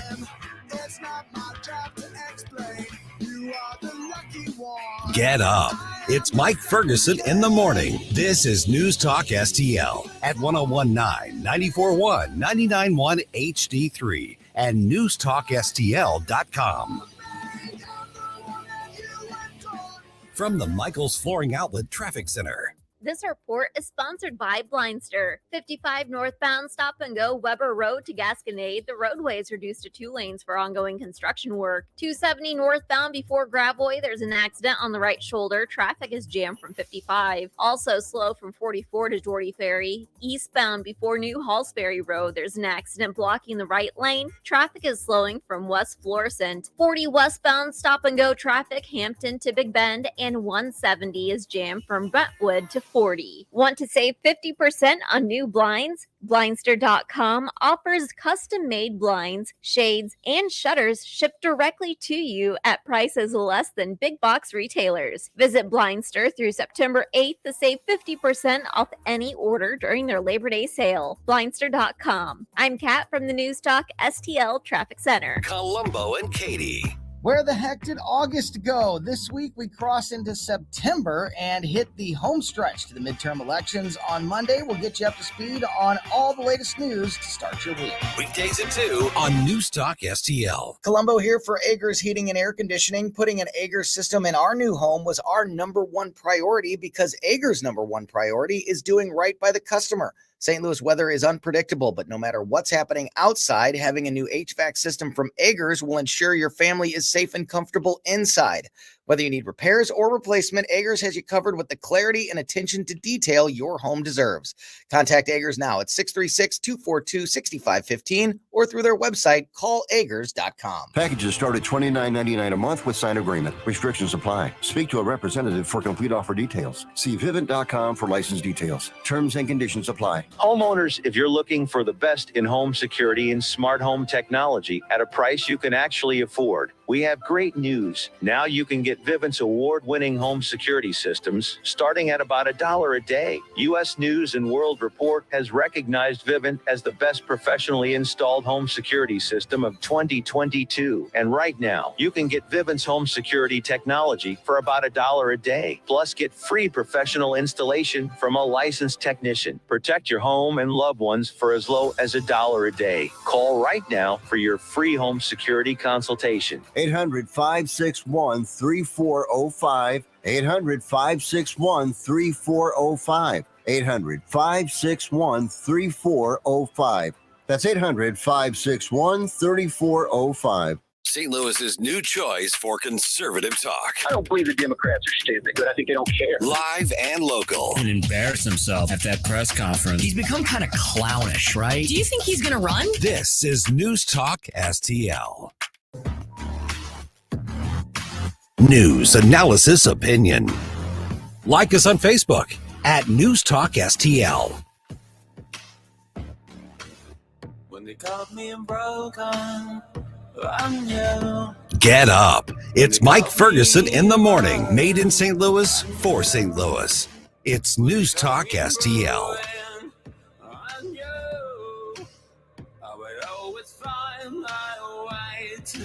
Last segment of the day for me, sitting in the big chair. We're going to have Mike Ferguson come back as of tomorrow to pilot the ship. In the meantime, though, I'm Gabe Pfeiffer. You got me for a few more minutes.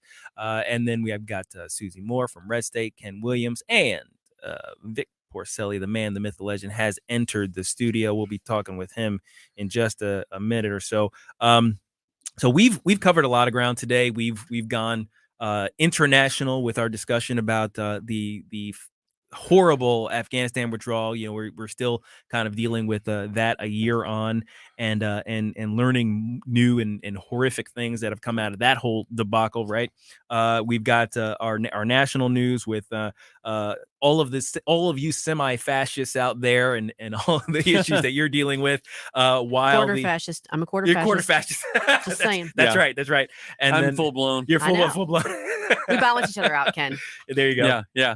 And the and dealing with the weaponization of the FBI, right? So they're going to be on you guys, you know, whether you're a quarter fascist or full fascist. It's like it seems silly to say, but that's how they label you. If you're in any relation to basically right-leaning thought, right, you are in that camp, and thus a target, which is scary. Yeah, let's clarify. You know, if you've just joined us, I'm ultra MAGA, so therefore, according to Joe Biden, I'm semi-fascist, and so is Susie Moore. Or if you want to talk to somebody like AOC, you're all full fascist. You know, yes. if you are right of Che Guevara, you are full fascist. Right. So you know, there is that aspect of it. And then of course we talked about a couple of local things here, where former St. Louis Alderman Jeffrey Boyd and BOA President Louis Reed were pleaded guilty to corruption charges, federal corruption charges, I believe, for taking bribes essentially, and trying to make sweetheart deals. And there's some sound here. Vic, I wanted you to hear this. During this report, KMOE was talking about the corruption for the alderman here and the former BOA president, and they caught this lady kind of outside of the hearing, out here to lend her support. So I want you to hear her comments. Okay. Oop. Are we good? Mm-hmm.